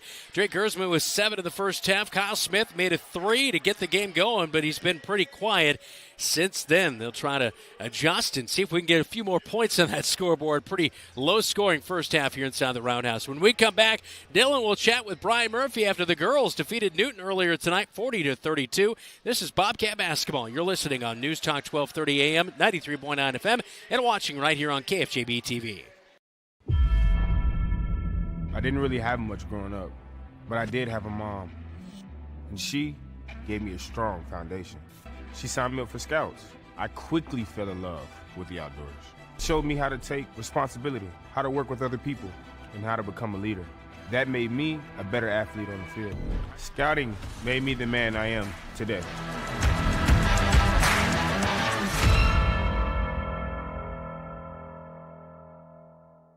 Wayward Social is the place for fun. With 20 lanes of bowling, leagues for all levels, great food and drink options, an awesome arcade, there is a ton of fun to be had at Wayward Social for date night, family fun, or the company party with plenty of space for everyone. Visit Wayward Social on Facebook for updates on specials and live music. It is all on South 6th Street in Marshalltown. Visit wayward-social.com to start planning your group outing at Wayward Social, the place for fun. The Halftime Report, powered by Scouting America. Adventure on. Thank you. We're back here with Coach Brian Murphy. Coach, 3 quarters, very tight ball game. That fourth quarter, it seemed to all click on the offensive and defensive end. 17-7 in that fourth, en route to a 40-32 win. What did you see in that fourth quarter that clicked? You know, we said at halftime that it was our resilience in the first half that put us in that position, and I thought, you know, we just needed a couple shots to fall. One of the things I've been saying all season, the thing I love about this team is on any given night, we could have 6 different leading scorers, and for Georgia Jansen to be the leading scorer in the game, and it was one of her absolutely huge threes that kind of put us ahead. I mean, it's just a testament to the balance and the unselfishness of this team where, I mean, we want people to shoot when they're open, and George is an example of why. Yeah, you look at that beginning of the fourth, Frankie Long was frustrated at points, especially on the offensive end, through 3 quarters, just had 1 free throw. Then she got 7 big points there in the first half of the fourth quarter. What did you do differently offensively to make sure it went through Frankie? I mean, the biggest thing we just had to do was slow down a little bit. I thought our frustration that shots weren't falling was starting to get in our head. We just need to work the ball around a little bit. I mean, the thing about a zone is when they pack it in, you've got to make them work harder than you are on offense. And we were allowing them to just kind of hang out. When the ball started moving a little bit, side to side, they couldn't keep track of Frankie, and that was all it took to free her up a little bit. And Newton was shorthanded without Kharkiv there. But still, in the end of the day, these are games that we've said over the last couple of years, if we can win a game like this, it's just another step forward. Tonight, after the 41-15 loss last year, coming here and being able to win one of those tight games, what does that mean for you and your program? Yeah, it feels like often in the past we've been on the end of kind of the bad luck where we went into Newton down 2 seniors and with down 2 starters and with Kinsley very badly injured. This year we managed to stay healthy through the whole game. And it's one of those things where, you know, luck hands you a situation where they're down, so then we can adjust our game plan a little bit. And that really kind of helped, I think, empower us where our energy picked up once we saw our opportunities to trap a little bit. And I know Brandon talked to you some about those turnovers, and there's turnovers that are better than others. But last year in this game, 29 turnovers. Through the first couple games this week, you've handled the ball and kept a hold of the ball pretty well in comparison. What do you chalk that up to, just being stronger with the ball? I think ultimately, I just felt like our girls were not going to give up this game. The 2 things that stood out to me, the free throw line, which has been something we struggled at. We had a lot of clutch free throws, and we had 4 turnovers in the second half.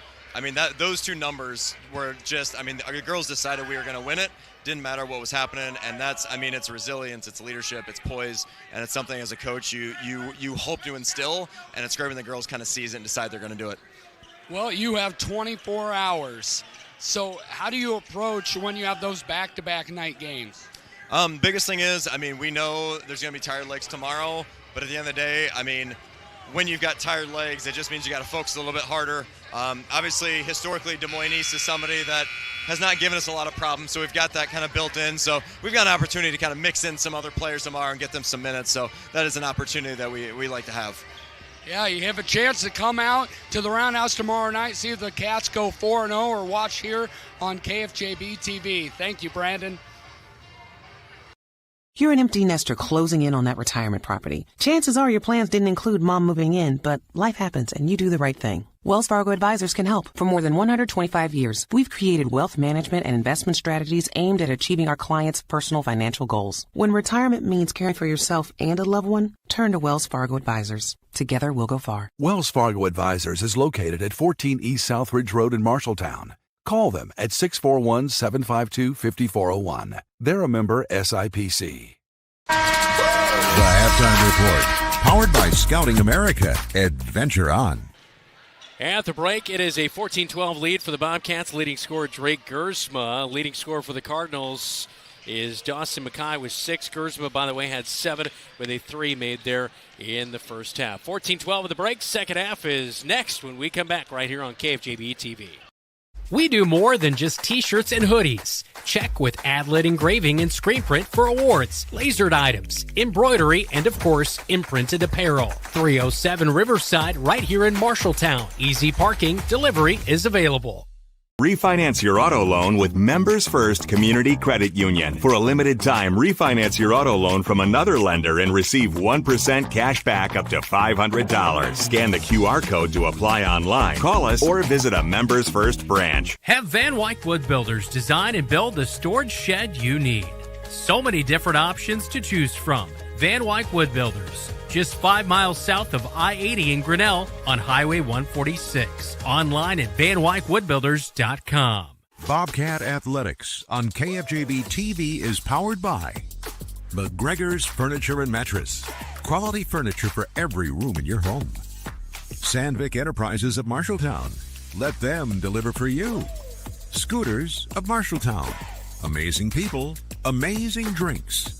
Members First Community Credit Union. Financially empowering Central Iowa. And Sports Plus. SportsPlusTherapy.com. Well, with the Marshalltown Hy-Vee scoreboard, 14-12, Bobcats lead it in a very low-scoring first half of action. Kyle Smith got the game going with a big 3, but he's been held scoreless. What's got to change there in your eyes offensively? Well, Newton's done a really good job. They have been all up in his jersey. They've had a couple opportunities. Marshalltown has run him off a couple staggered picks where he's had open looks, but hasn't been able to make it. Really, what Kyle has done a good job of trying to create, where Marshalltown has a chance to get buckets, and they've already done a couple different times, is finding mismatches when you play through the free throw line. If it be Jacob Hayes, Drake Gersma, both, I'd love to see them put Hayes at that free throw line, see if there's opportunities to get Kyle Smith at that free throw line, Lars, because the bigs of Newton are not as good guarding against the drive. Yeah, you saw Brenyer Brynjolfsson, assistant coach, talking with Kyle Smith as we get ready to go. Bobcats will have the basketball to begin the second half, and the officials will stop play and redo the inbound. The one other thing, when you start a drive from the free throw line, not top of the key, you don't have the same amount of time to bring a help defender over because it's one dribble and you're around getting to score. So I really think that free throw line is important here in the second half. He's Dylan Doze. I'm Brandon Lewis. Thanks for joining us for our coverage tonight inside the Roundhouse. Be sure to hit the like button and subscribe to KFJB-TV. Turn on those notifications so you don't miss any upcoming games. Hayes inside, turnaround, jumper is good. Hayes with 6 on the night. Good feed down low, and he's been good inside. He's just been physical. No one can guard him. If it's going to be Osby, take him at the free throw line off the bounce. If they're going to try to do McKee or somebody right inside, he's too big. Bobcats almost forced a turnover there, but Mackay has it at the top of the key. Over to Slaughter. A rainbow 3 off the right side of the iron. It skims. Schoenfelder is there for the rebound. Gersma up the near side in front of the scorer's table. Settles in on the right wing. Over to the left wing to Jacob Hayes. Looking inside. Kyle Smith was trying to cut. Nothing there. Kind of cut off defensively by Newton. Free throw line. Hayes down the right side. Goes up strong, and he's fouled by Osby. It's free throws coming for Jacob Hayes as he went up strong there, and Osby caught him on the hand. And the senior, again, like we just mentioned, going in strong. They gave it to Carter Holmes on that one, and how Newton did it differently, they brought a quick second defender before he even drove, but Jacob was able to split that pretty easily. Holmes with 2 fouls on the night, and the first free throw is no good for Jacob Hayes. We hold tied at 16-12, our score. Second free throw to come for Jacob Hayes, who nailed 2 free throws there in the first half, and he'll get this one to go. He is 3 of 4 at the stripe. So 17-12, Cats lead a minute into our second half as Dawson Mackay will bring it up. Slaughter feeds it to Osby, near side wing. Now to Holmes. Holmes looking around. Smith on him. Mackay. Smith picks him up. Dribbles down to the right block. Gets Smith off his feet. Up and under, and it's good for Mackay, who has 8 to lead Newton. And that was a lot of work. Nice job by him of getting Kyle up off his feet and going underneath him for 2. Thought he might have hooked him. Schoenfelder, top of the key, swings it over. Now they drop it in to Jacob Hayes on the right block. Turnaround jumper again, caught on the arm, and this time I believe it is Osby. Yeah, Osby tried to come over and block. Got Jacob right on the forearm. It seems that Coach Apple and the staff saw exactly what you and I saw up here. 2 more free throws for Jacob Hayes. And the first one's good. The other thing I would say about Kyle only has 3 points. I'd love to see Lars not dive on that to make sure Jacob has open arms, but Kyle is not pressing by any stretch. He's allowing, Jacob's got it going right now. Keep feeding Jacob. 2 for 2 at the stripe right there. And a good night at the line. 5 of 6 for Jacob Hayes. It's 19-14 now. Bobcats lead. Free throw line. Osby has it. Flips it out. And a 3 from straight on by Wabshaw. Offensive rebound by Mackay. Puts it back. No good off the back of the iron. Smith with the rebound. Now lets it to Gersma. He goes right down the heart of the paint and has it knocked away. And he's fouled, according to the official, underneath the hoop. And the foul's going to come in on Isaiah Slaughter. Drake is just so good off the bounce. He doesn't, if you just look at him, he doesn't look fast, doesn't look athletic. You put a basketball in his hands, it's like, oh, no, he's both of those things. And that's the first of the night on Slaughter. 2 free throws for Drake Gersma. And he makes the first. He has 8 points tonight. One thing I've noticed out of the gate here in the second half is the Bobcats are attacking the rim a little bit more. Yeah, they're coming with intention. They were kind of settling back, setting up the offense, but right now they're just going right to the hoop. And that's the thing with Osby. He's a big kid, but he's not disrupting shots or anything. Gersma's second free throw is good as well. 9 points for Gersma. Did not go to the free throw line on Tuesday, but here a trip, he makes it pay, and it's a touchdown lead for the Cats, 21-14. 5.5 minutes to go, and Gersma almost comes up with a pick on Slaughter, but he still contains the basketball in his possession at the midcourt stripe. Gets it over to Wabshaw. Now back to Mackay at the top of the key free throw line. Boy, there was a travel in there, but before that, a foul. They're going to rule it a shooting foul on Lars Schoenfelder as Mackay was going up for it, and that will be on the freshman. Where's the foul? There he came down. Right at the end of it, and that's number 2 on Lars Schoenfelder. One of the things that shows with this lineup is the versatility and the Swiss Army knife of what you can do with it. Lars Schoenfelder has guarded anybody from Osby to number 1 here to McKee. He's done it all, and that's because they're all kind of replaceable parts.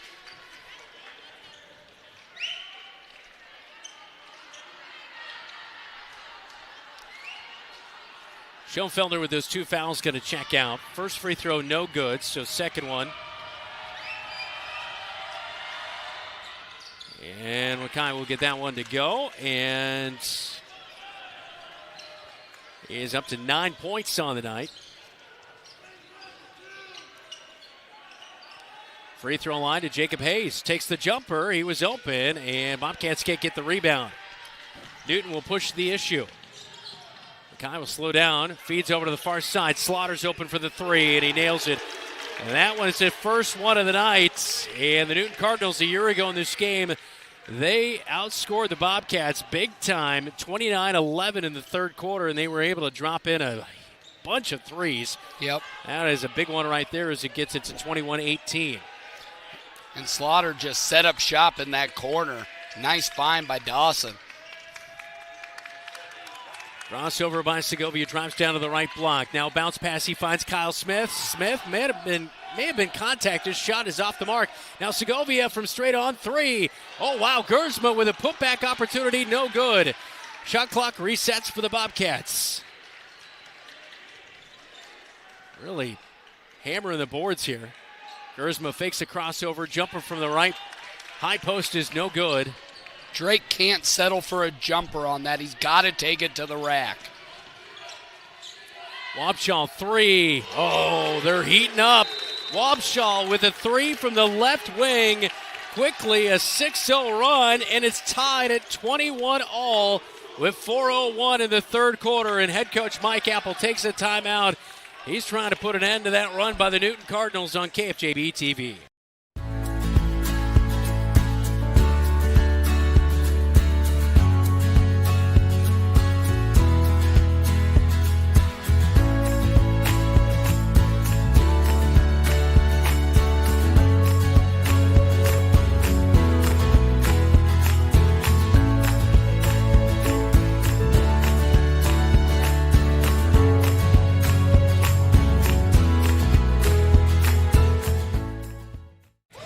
Gavin Mishek, and you're watching KFJB-TV. Welcome back to the Marshalltown Roundhouse. 21-all, 4:01 to go in the third quarter.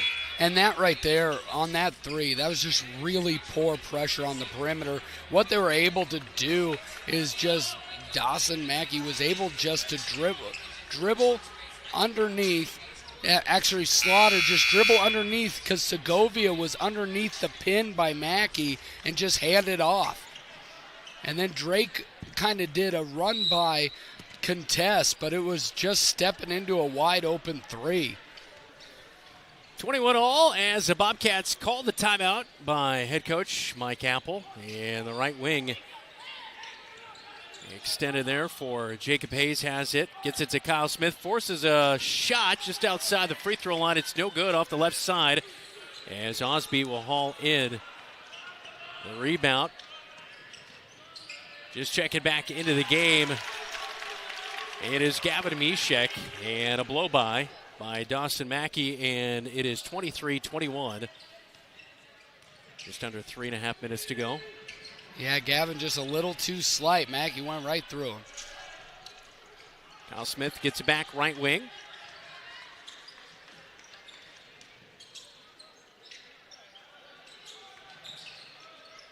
Gersma over to Segovia. Now they feed to Jacob Hayes. 3 is off the left side, but Gersma with a nice job to hustle for the rebound. And the far side drives baseline. Reverse layup. Counted for Gersma. Beautiful play right there, and 11 for Gersma. Dad is pretty proud up there on the third row. That was a great hustle play and then a smooth finish. Wabshall, right wing, gets it to Holmes. Holmes dribbles, trying to find Slaughter, who is fighting through his screen. And there's going to be a foul on Gersma as he was trying to fight through that screen right there.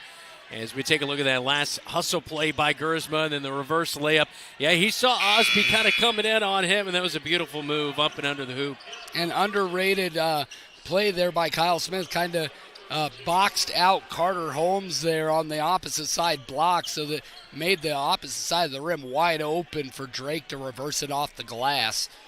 Slaughter on the far side. And get it into the point guard. We got bad intel. I thought we were told Mackay, but it is Mackey is the point guard. And now pick. Kyle Smith comes away with the steal and gives it to Gersma, brings it up the floor.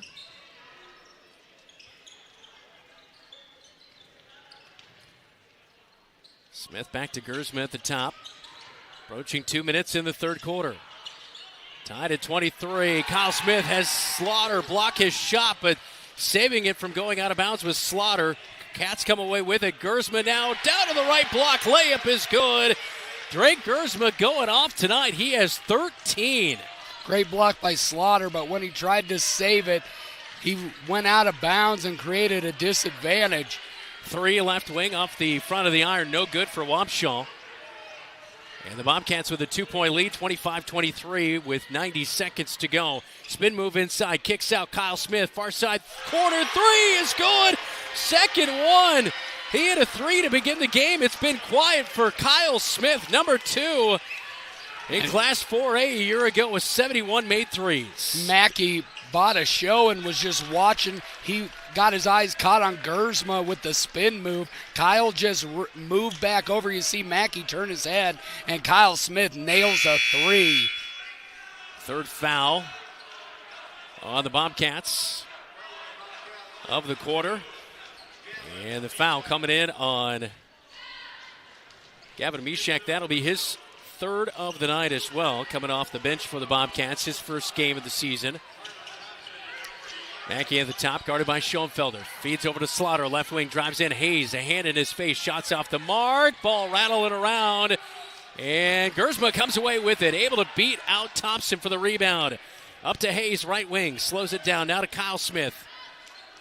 Kyle wanted to hit. He wanted it right back for that three. He wanted that rhythm three in the worst way. Slaughter guarding on Gersma. Segovia cuts in the paint. Now the freshman, Schoenfelder, gets beat out for it. Mackey takes it coast to coast. It's good for two. Mackey with 13 on the night, 28-25. Bobcats leading the Cards. Jacob just did not throw it out far enough. Threw it right into Mackey. Probably should have not thrown the pass at all. Holding for one. Shot clock is off. 15 seconds to go in the third quarter. This has been the more scoring that we anticipated we might have here tonight. Hayes sets a screen for Gersma with 5 seconds, loses the basketball, just slipped out of his fingers into the baseline stands, and it's back to Newton with 4 seconds to go in the third quarter for the final shot. I am putting an embargo on those wraparound one-handed passes. Didn't work in the girls' game, not working here in the guys' game. Mackey gets the inbound drives with 1 second, hand in his face. Three is off the left side of the iron, and that's how we'll go to the fourth quarter. Bobcats leading 28-25. Final 8 minutes when we come back on KFJB-TV. The right insurance agent can make all the difference. Assured Partners agents represent multiple insurance companies. They can pick and choose from a larger variety of outstanding insurance options. Assured Partners also handles life and health insurance and Medicare supplement coverage. With access to local, regional, and national insurance companies, Assured Partners will create policies tailored to the coverage you need. For more information, go online to assuredpartners.com/Marshalltown. Power through partnership with Assured Partners in Marshalltown, Toledo, and West Des Moines. I'm Jacob Hayes. You're watching Bobcat basketball on KFJB-TV. Time for a regional scoreboard update, all brought to you by Central State Bank. Discover what they can do for you with locations in Ames State Center and in West Des Moines. Girls beat Newton Cardinals 40-32, but in boys play, BCLUW 88, Valley Lutheran 21. That's at the end of the third. At the end of the first, South Hardin 17, Jessup 6. Ames is up on North with 1 minute to go in the third, 54-32.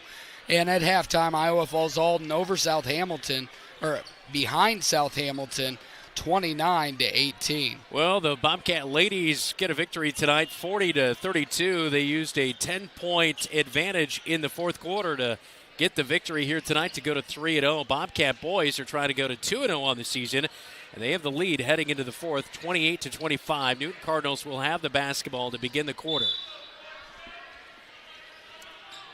Mackey's been impressive here tonight, specifically in the second half. 13 for the senior guard.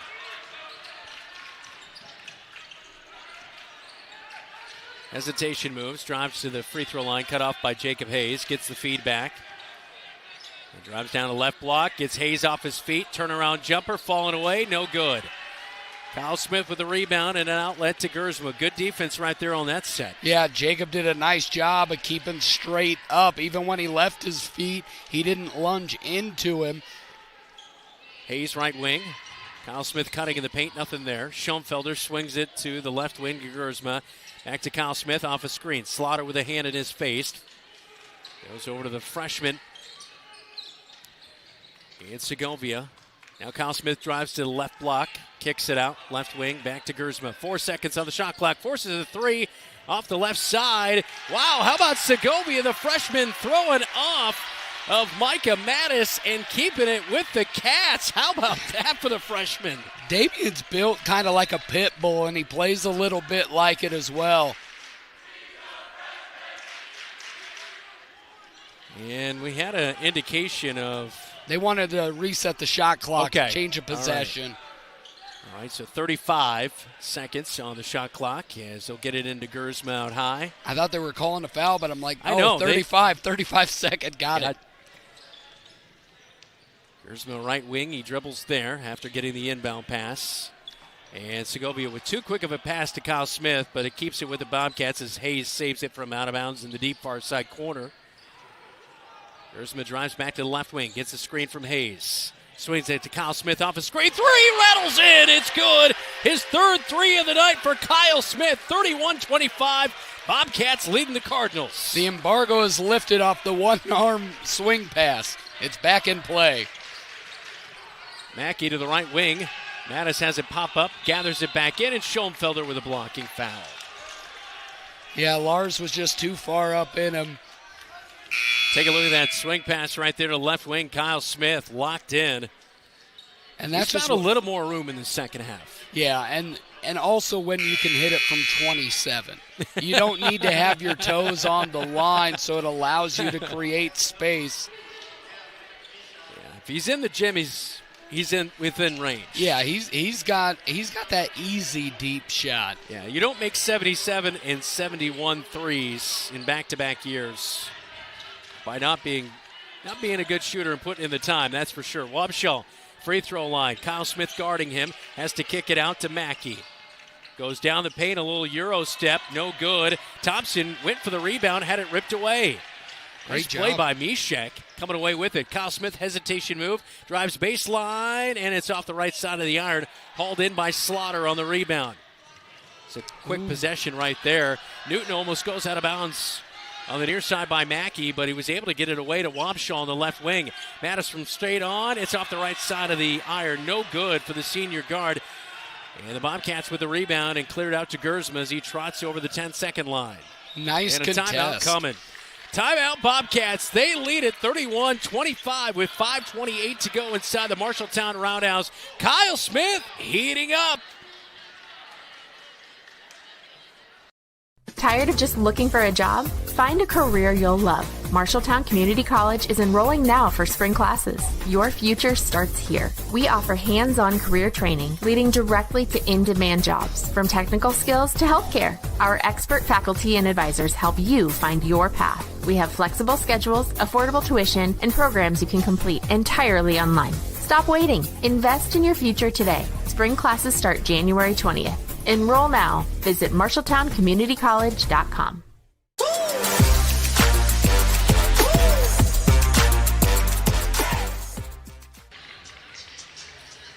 Jacob Hayes, Kyle Smith, both with 9. Drake Gersma leads away with 13. And you were just mentioning Drake Gersma's done a really nice job on the defensive side to go along with his offensive performance tonight. You look at Isaiah Slaughter at 25 in that opening night win. He's been held to 5, and a lot of that has to do with number 3. Drake Gersma really has played with great intensity tonight on both ends of the court, and that's really what he brings. His game isn't one. He's not one thing. He is just an all-out basketball player. Plays both ends of the court well. Is Brynjar Brynjolfsson Kyle Smith's personal coach? Because I see every time out he is over there just talking and coaching up Kyle. You know, that's got to be a double-edged sword for Kyle. It's like you like the attention, but sometimes don't know if you like the attention.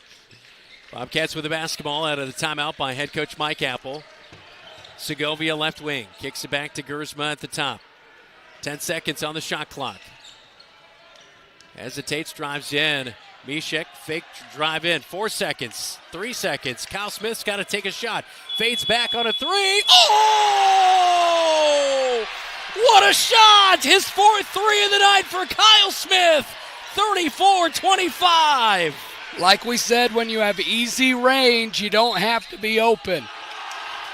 And Mackey answers. Goes to the rack on the left side. Count the bucket and a free throw to come. How about this? At the buzzer, Kyle Smith. James Harden step back. He came into the season needing 31 to break Drake Capellu's record for three-pointers in a career. And I think he's got 8 so far He's in the at season. 8 so far, so he's 23 away from breaking Drake Capellu's record of 173 threes in a career. Mackey with the and one, and it's good. Great answer by number 1. Yeah, he's been their guy that's created that answer here tonight. He's with his 15 He's been points. number 1 on the roster sheet and in the game. He's been really, really good. Gersma drives to the free throw line. Slaughter guarding on him. Tries to jump through some pressure. Kicks out. Near side to Segovia. Spin move down to the right block. Kicks it back to Hayes. 3. Tries his luck. It's off the left side. No good. And Newton Cardinals come away with a rebound. Down by 6. Mackey again runs into the pressure. And it's going to be, I believe, on the freshman in Lars Schoenfelder. And it is. We'll have 2 to free see. throws coming. He kind of faded away, but no, it is not going to be a shooting foul. It'll be on the floor. Okay, he did not. Okay. I was thinking he tried to toss it up at the end, but it is on the floor. That's number 4 on Schoenfelder, the freshman. Bobcats leave Slaughter open. Gersma kind of lost his man for a moment, but luckily it does not go in. The Bobcats have it back with 4 minutes to go. Halfway through our fourth quarter. Bobcats by 6. Gets a screen from Hayes, does Gersma. Kicks it to Schoenfelder, now gives it to Segovia. Over to Kyle Smith and back to Gersma. Drop it into Hayes, left block. Gets man off his feet for a second, tops it, fights through, reverse layup, count the bucket, and 1 for Jacob Hayes. You know what I saw right there from Jacob that we didn't see last year? Patience. It was patience. He swung the ball through, got him up off the ground, and took the one hard dribble reverse off the glass. It was the patience to allow the one-on-one matchup to come to fruition, and he took him to school. Yeah, you're right. He just rushed things at times, you know. And this is by far, I think, the best we've seen Jacob Hayes come out in a game, just assertive, effective, and finishing that three-point play. 6 of 7 at the free throw line for Hayes to convert on the three-point play. 37-28, 3.5 minutes to go. Wobshaw, tough play inside, can't get it to go, but an offensive rebound. Mackey with a 3. Boy, that guy is clutch when they need it. They needed a bucket, and he gets it to go. 37-31 after the 3. We'll take a timeout with them on the floor. 3:16 to go in the Roundhouse fourth quarter. Brown's Shoe Fit has a great selection of athletic footwear, including Hoka, Brooks, On Cloud, Birkenstock, and Taos. Brown's Shoe Fit can find the right shoe for every occasion for both men and women, including dress shoes, casual shoes, work boots, and more.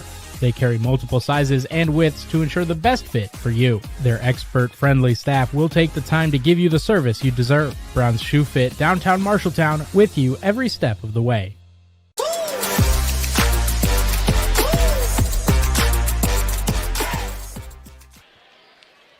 .316 to go inside the Roundhouse on the Marshalltown High-B scoreboard, 37-31. Dawson Mackey here tonight with 17 points, and man, he's been impressive. Every time they need an answer, he has made it here tonight. And they are going to extend this pressure. Bobcats will inbound with that pressure in the backcourt. Slaughter picks up Gersma. Nice dribble behind his back to get it over midcourt. We hear a little ooh and ah from the student section on the far side. That simple man full court pressure. Drake was able to break that pretty easily. Drop it in quickly to Hayes. Shot is no good. There was some contact there by Thompson, but not called. Wobshaw comes away with the basketball. Mattis brings it up the near side.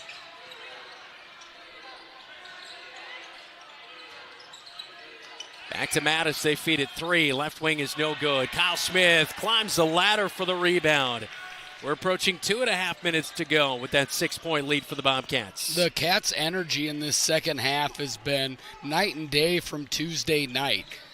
They have really done a nice job of staying at that high elite level of energy and making big plays down the stretch. Segovia has played most of this game. I don't know if he's hardly come out of this as a freshman. A little pick and roll. It's poked away. Segovia gets the loose ball. Flips it back to Mishek. 3, and it's off the back of the iron. Kyle Smith, offensive rebound. 2 minutes to go in the Roundhouse with a 6-point lead. And both Brynjarson and Michael Apple said, we're swinging this round again. Take down clock. And now Mattis will be caught up with a foul as he was guarding Segovia. Second team foul for the Newton Cardinals. Minute 55 to go. And again, Segovia, not big stats tonight. Damian has not scored, but he has played, I think, very, very well. He's been able to handle the ball and pressure.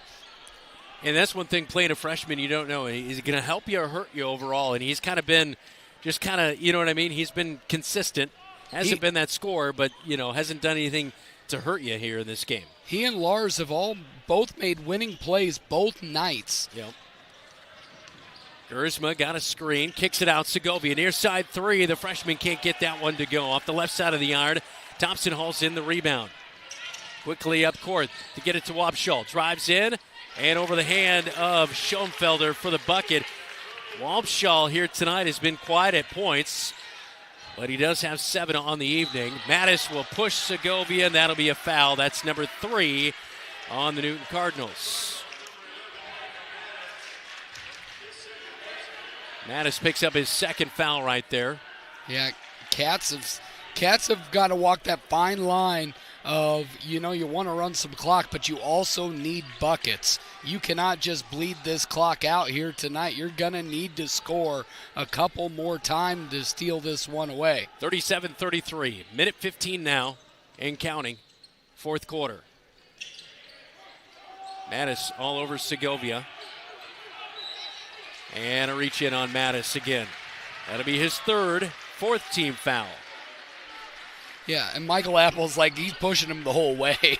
And he was. It's doing with the knee, getting him underneath. Well, the one thing to Segovia's point, too, as a freshman, he does have a good handle on the ball. We kind of knew that coming into the season. Well, that was one of the things now with Jamison Niehaus being out for a little while where Segovia is having to play more than he thought, is talking to Apple in the offseason. He could trust his handles. He knew with the ball in his hands he was going to be all right. And Mattis will pick up his 4th foul. So he's had 3 fouls in a row here. And that's the 15th foul. So 2 free throws coming for the freshman Segovia, who was fouled by Mattis. In a 37-33 game, this is where, again, how does the freshman deliver? You make 2 of these and extend it out to a 6-point lead. That's big. And they've been volleying back chants between the Newton student section and the Marshalltown section. And I will tell you, there'll be some chirping if Damian's able to knock down this second one. Yeah, Segovia getting held up there on the inbound play. Segovia 2 of 2 at the free throw line. Got that fundamental look in his basketball game. Second one is up, and it is good. How about the freshman delivering 2 big free throws? Makes it a 2-possession game. 6-point lead for the Bobcats. 1:04 and counting, fourth quarter. Bobcats trying to go to 2-0 on the season after taking down Lincoln in overtime on Tuesday. Off a screen, Wabschall 3, rims in and out. Thompson with a rebound offensively. 50 seconds to go. And it's drive inside. Was that Mackey? It was. Shot is no good. Schoenfelder is going to be fouled by Thompson. He'll head to the free throw line. And Lars did a great job of just walling up, using that 6-foot footballer frame. But that was an absolutely beautifully run set for that 3 that missed for Newton. But they got a wide open 3. And if you're Newton, this is who you want probably at the free throw line, of anybody to touch the ball right there to commit the foul on. Schoenfelder 0 for 2 in the first half. And he went 1 of 2 the other night at the free throw stripe. The first one's no good. And this is where Lars has just got to breathe. He's got these. Yeah, you got to make it a 7-point lead right here. 3 possession with 42 pretty much would seal the deal at that point. He'll take a deep breath, and the second free throw is going to rim out. He tries for the rebound. Mattis beats him out, though. Schoenfelder 0 for 4 at the stripe tonight. 35 seconds to go. 6-point lead for the Bobcats. Mackey down to the free throw line. Leaves it to Wobschall.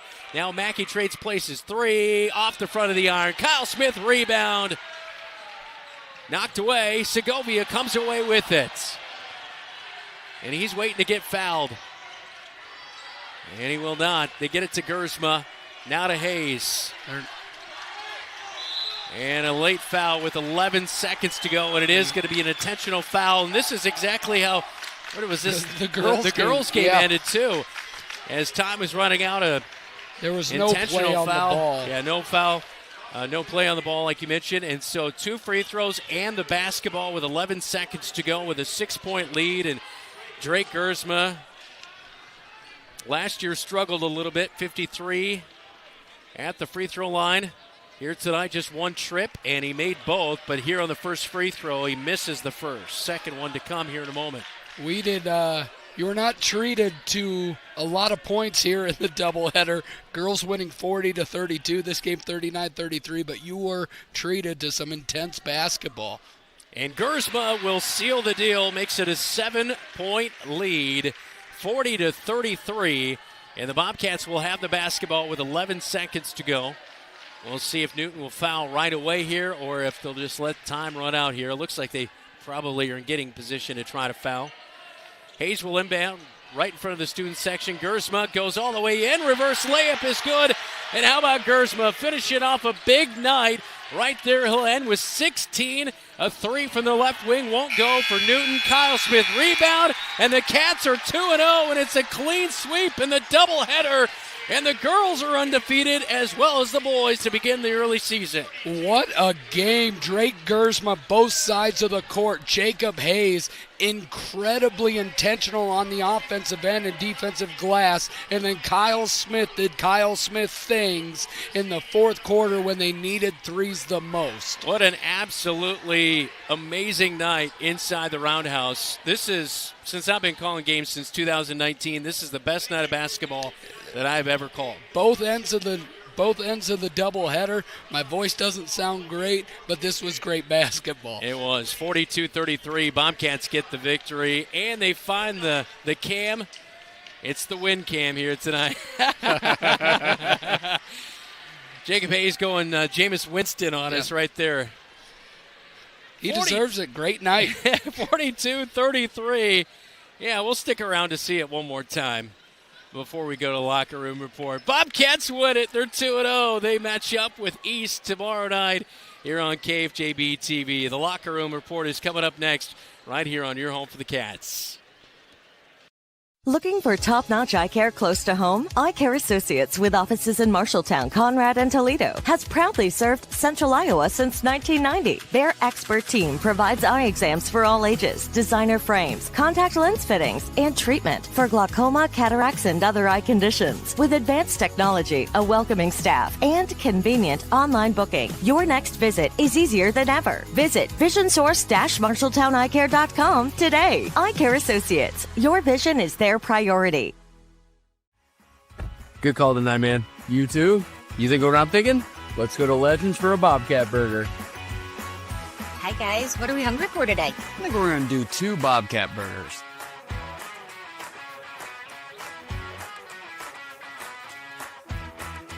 Whether it's pre-game or post-game. Or during the game, it's Legends American Grill in Marshalltown. Looking for a financial partner that puts you first? At Lennox Employees Credit Union, we're more than just a place to bank. We're part of your team. From low-interest loans and great savings rates to personalized service you can trust, we're here to help you reach your goals. Join the credit union that understands what matters most, because we're built by employees for employees. Stop by Lennox Employees Credit Union today at 1004 East Main in Marshalltown, or visit lennoxecu.com to get started. Lennox Employees Credit Union, where your success is our mission. Member NCUA.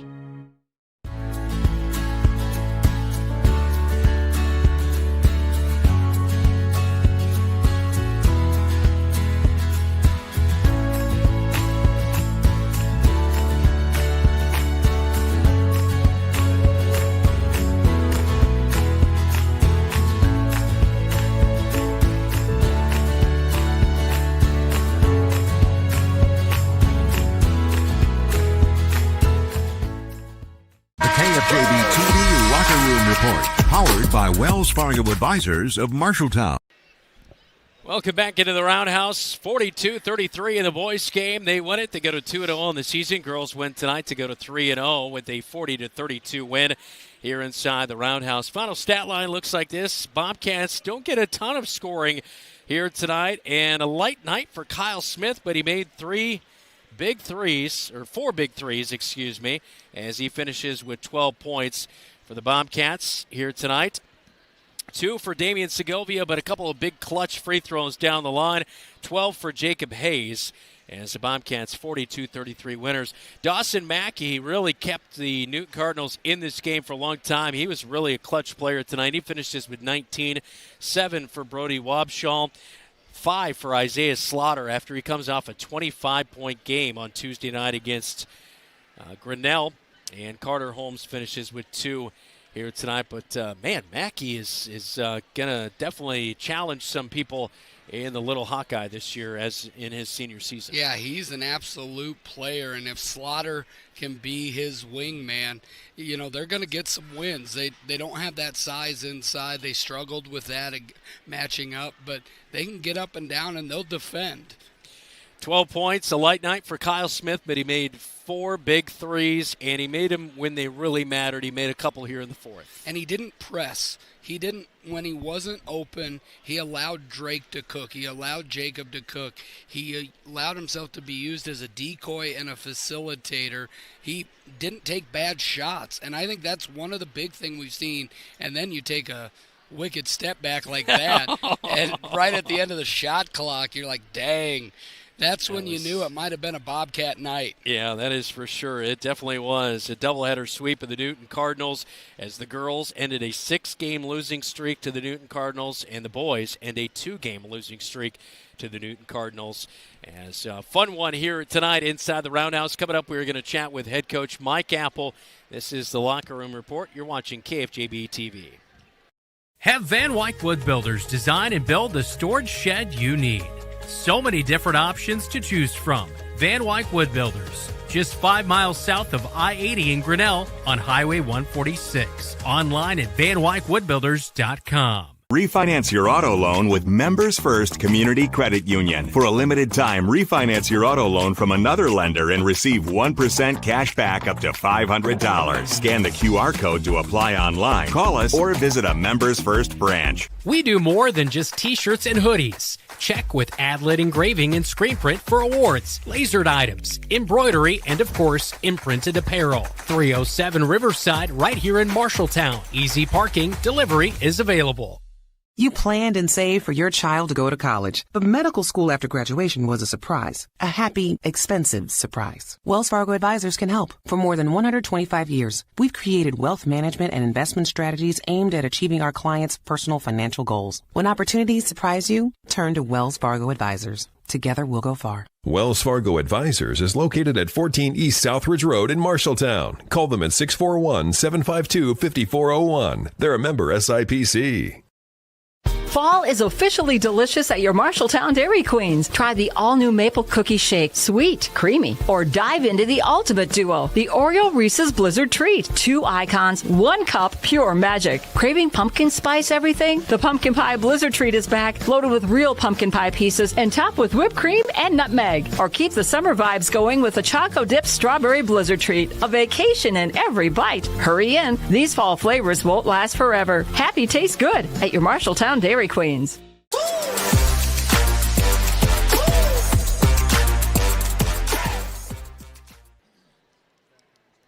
Back in the Locker Room Report. Now time for OPA Player of the Week. All brought to you by OPA Grill in Marshalltown. Greek and traditional favorites. All you have to say is OPA, as well as Adlet Engraving and Screen Print in Marshalltown. Our athletes of the week this week, Frankie Long on the girls basketball side of things, as of course had a good start to the beginning of the season with a block shot, 8 points, 9 rebounds against South Tama, and then has had a really nice week this week. She was pivotal tonight as she finished with 7 points, but 8 points, but 7 of those 8 points came in the fourth quarter alone for Frankie Long. And then on the other side of things, for the male athlete of the week, it was Eli Randall. He had a first-place finish against a tough Ames swim squad, and the Bobcat swimmers were in action tonight, taking on Roosevelt as they look to get back on track with a victory here tonight, as they were at home as well. And then that one expected to be a pretty tight race, as it was tight last year between Roosevelt and Marshalltown. That is our OPA and Adlin Engraving screen print Athletes of the Week, as both athletes receive a $25 gift certificate to OPA Grill in Marshalltown and a T-shirt from Adlin Engraving screen print, as those are our Athletes of the Week. Time for a scoreboard update, all brought to you by Central State Bank. Discover what Central State Bank can do for you with locations in Ames State Center and in West Des Moines. Thanks to Jeff Brooks back in the radio studios. Final in boys basketball tonight. Iowa Falls tops South Hardin. Close one, 55-52. Pella takes down Grandview Christian, 79-72. Ames tops Des Moines North, 83-44. And it looks like BCLUW was leading Valley Lutheran big last time we checked, 88-21. When we come back, we'll have our postgame chat with head coach Mike Apple. This is the Locker Room Report. You're watching KFJB-TV. Come to Opa Grill in Marshalltown for made fresh family recipes handed down for generations. Treat yourself to gyros, pasticcio, Italian pasta dishes, burgers, salmon, homemade soups, and fresh salads. Enjoy a nice glass of wine or a cold glass of beer. Opa Grill has a great variety of American, Greek, and Italian dishes. Something to make everyone in your party say Opa. Open 11 to 8 Monday through Friday, 11 to 3 Saturday, closed Sundays. At the corner of Boone and Center Streets in Marshalltown. DoorDash delivery available. Opa. You're an empty nester closing in on that retirement property. Chances are your plans didn't include mom moving in, but life happens and you do the right thing. Wells Fargo Advisors can help. For more than 125 years, we've created wealth management and investment strategies aimed at achieving our clients' personal financial goals. When retirement means caring for yourself and a loved one, turn to Wells Fargo Advisors. Together we'll go far. Wells Fargo Advisors is located at 14 East Southridge Road in Marshalltown. Call them at 641-752-5401. They're a member SIPC.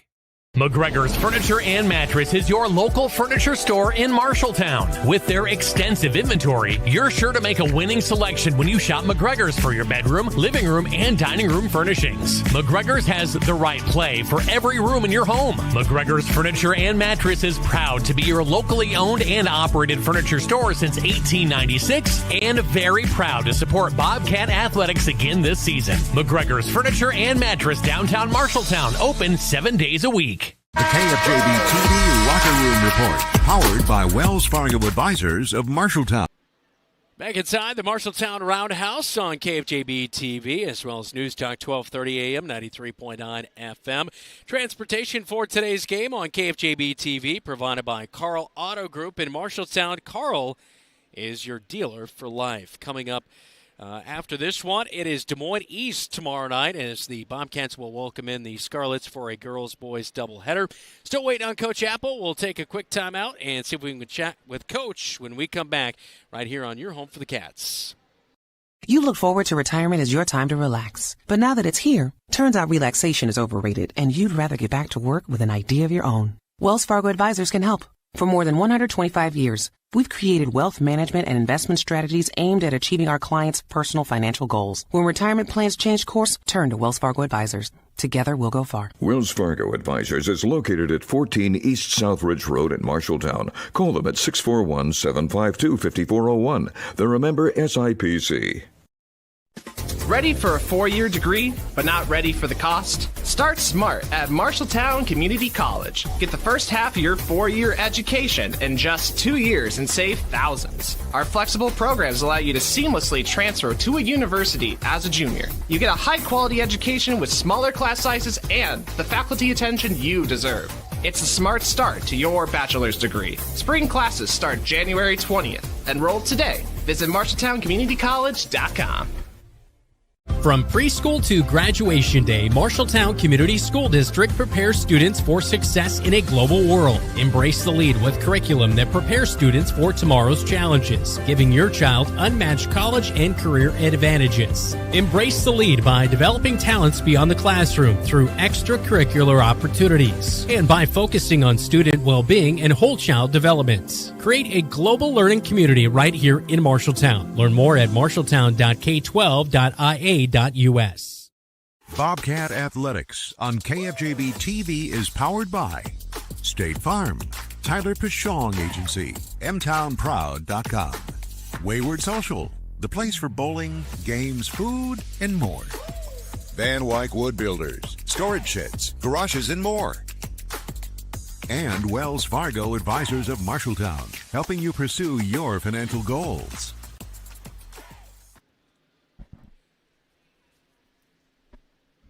Welcome back inside the Marshalltown Roundhouse. 42-33 the final score in the boys' game. Boys 2-0 on the season. Girls are 3-0 with a win earlier tonight, 40-32. And both will be back in action coming up tomorrow night right here on KFJB-TV as well as on the radio side.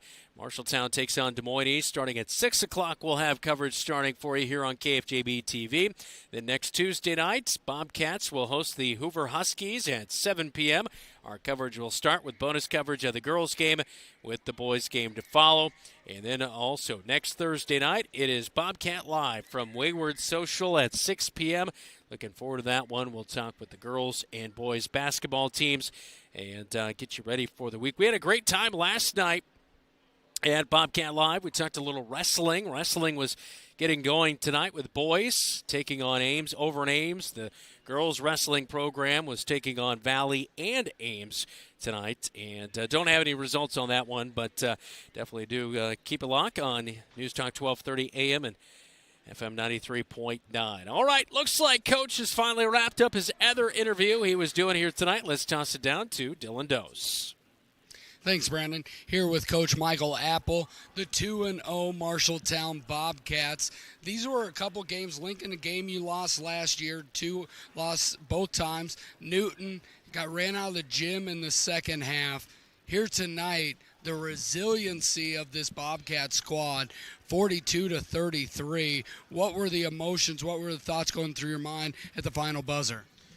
Just proud. I mean, I just our effort and our defense right now is just they continue to get better and better. And I mean, it was really, really good tonight. I mean, they're just playing so hard, executing and understanding our game plan was much better tonight.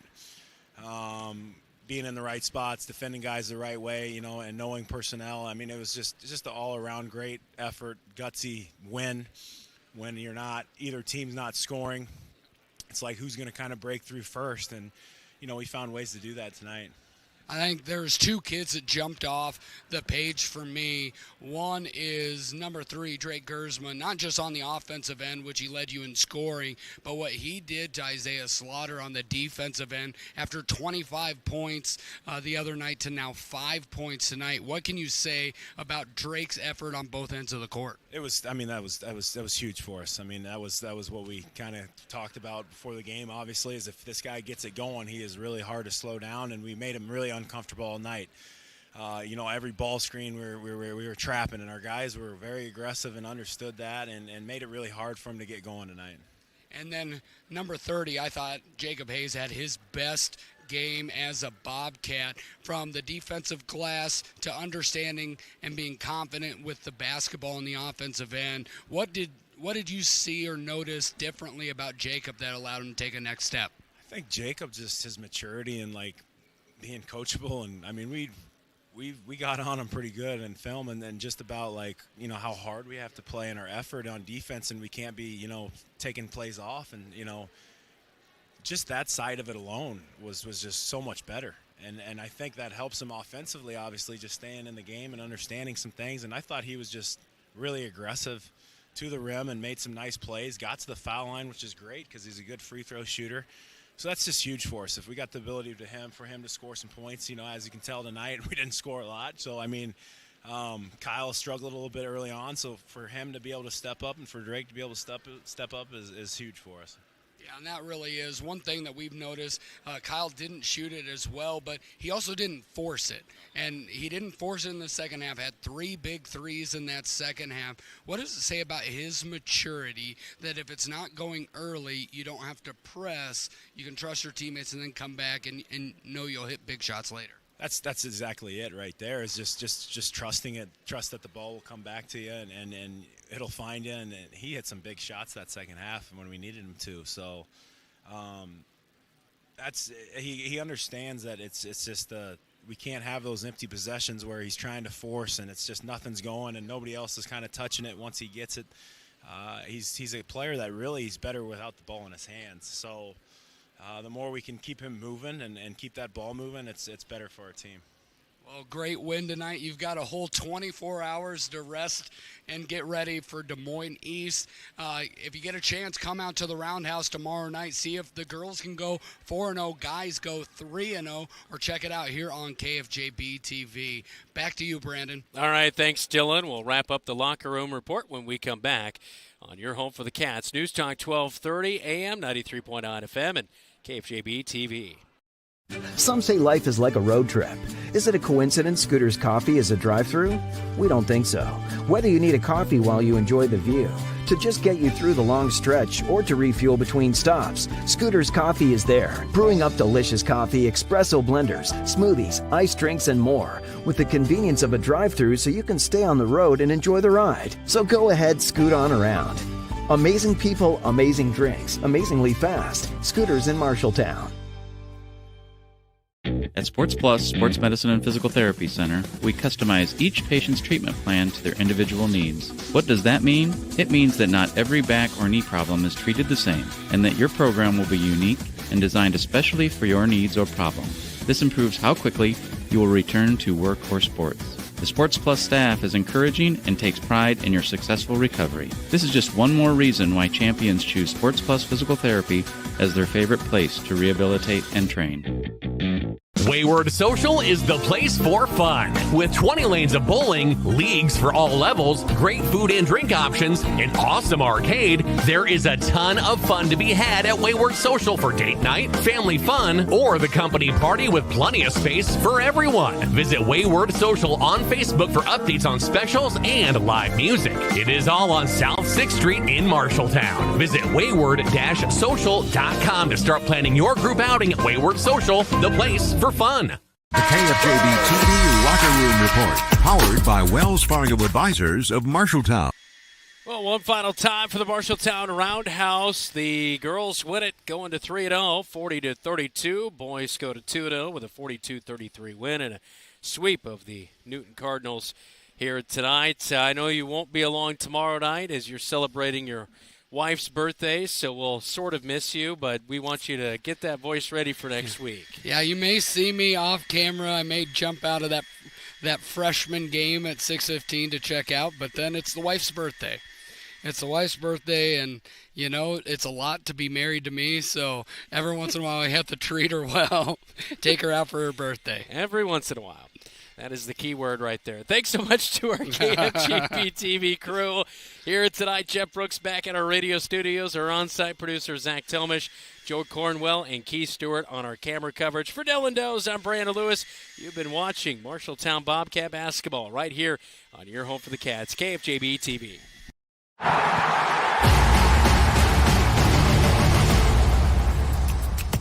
Today's game on KFJB-TV is sponsored by First Rate Real Estate, Adland Engraving and Screen Print Company, Assured Partners, Brown's Shoe Fit, Central State Bank, your Marshalltown Dairy Queens, Eye Care Associates, Hy-Vee Marshalltown, Legends American Grill, Lennox Employees Credit Union, Marshalltown Area Chamber, Marshalltown Community College, Marshalltown School District, McGregor's Furniture and Mattress, Sandvik Enterprises, Scooters, Marshalltown, Sports Plus, State Farm, Tyler Pashong Agency, Wayward Social, Wells Fargo Advisors, Members First Community Credit Union, Van Wyck Wood Builders,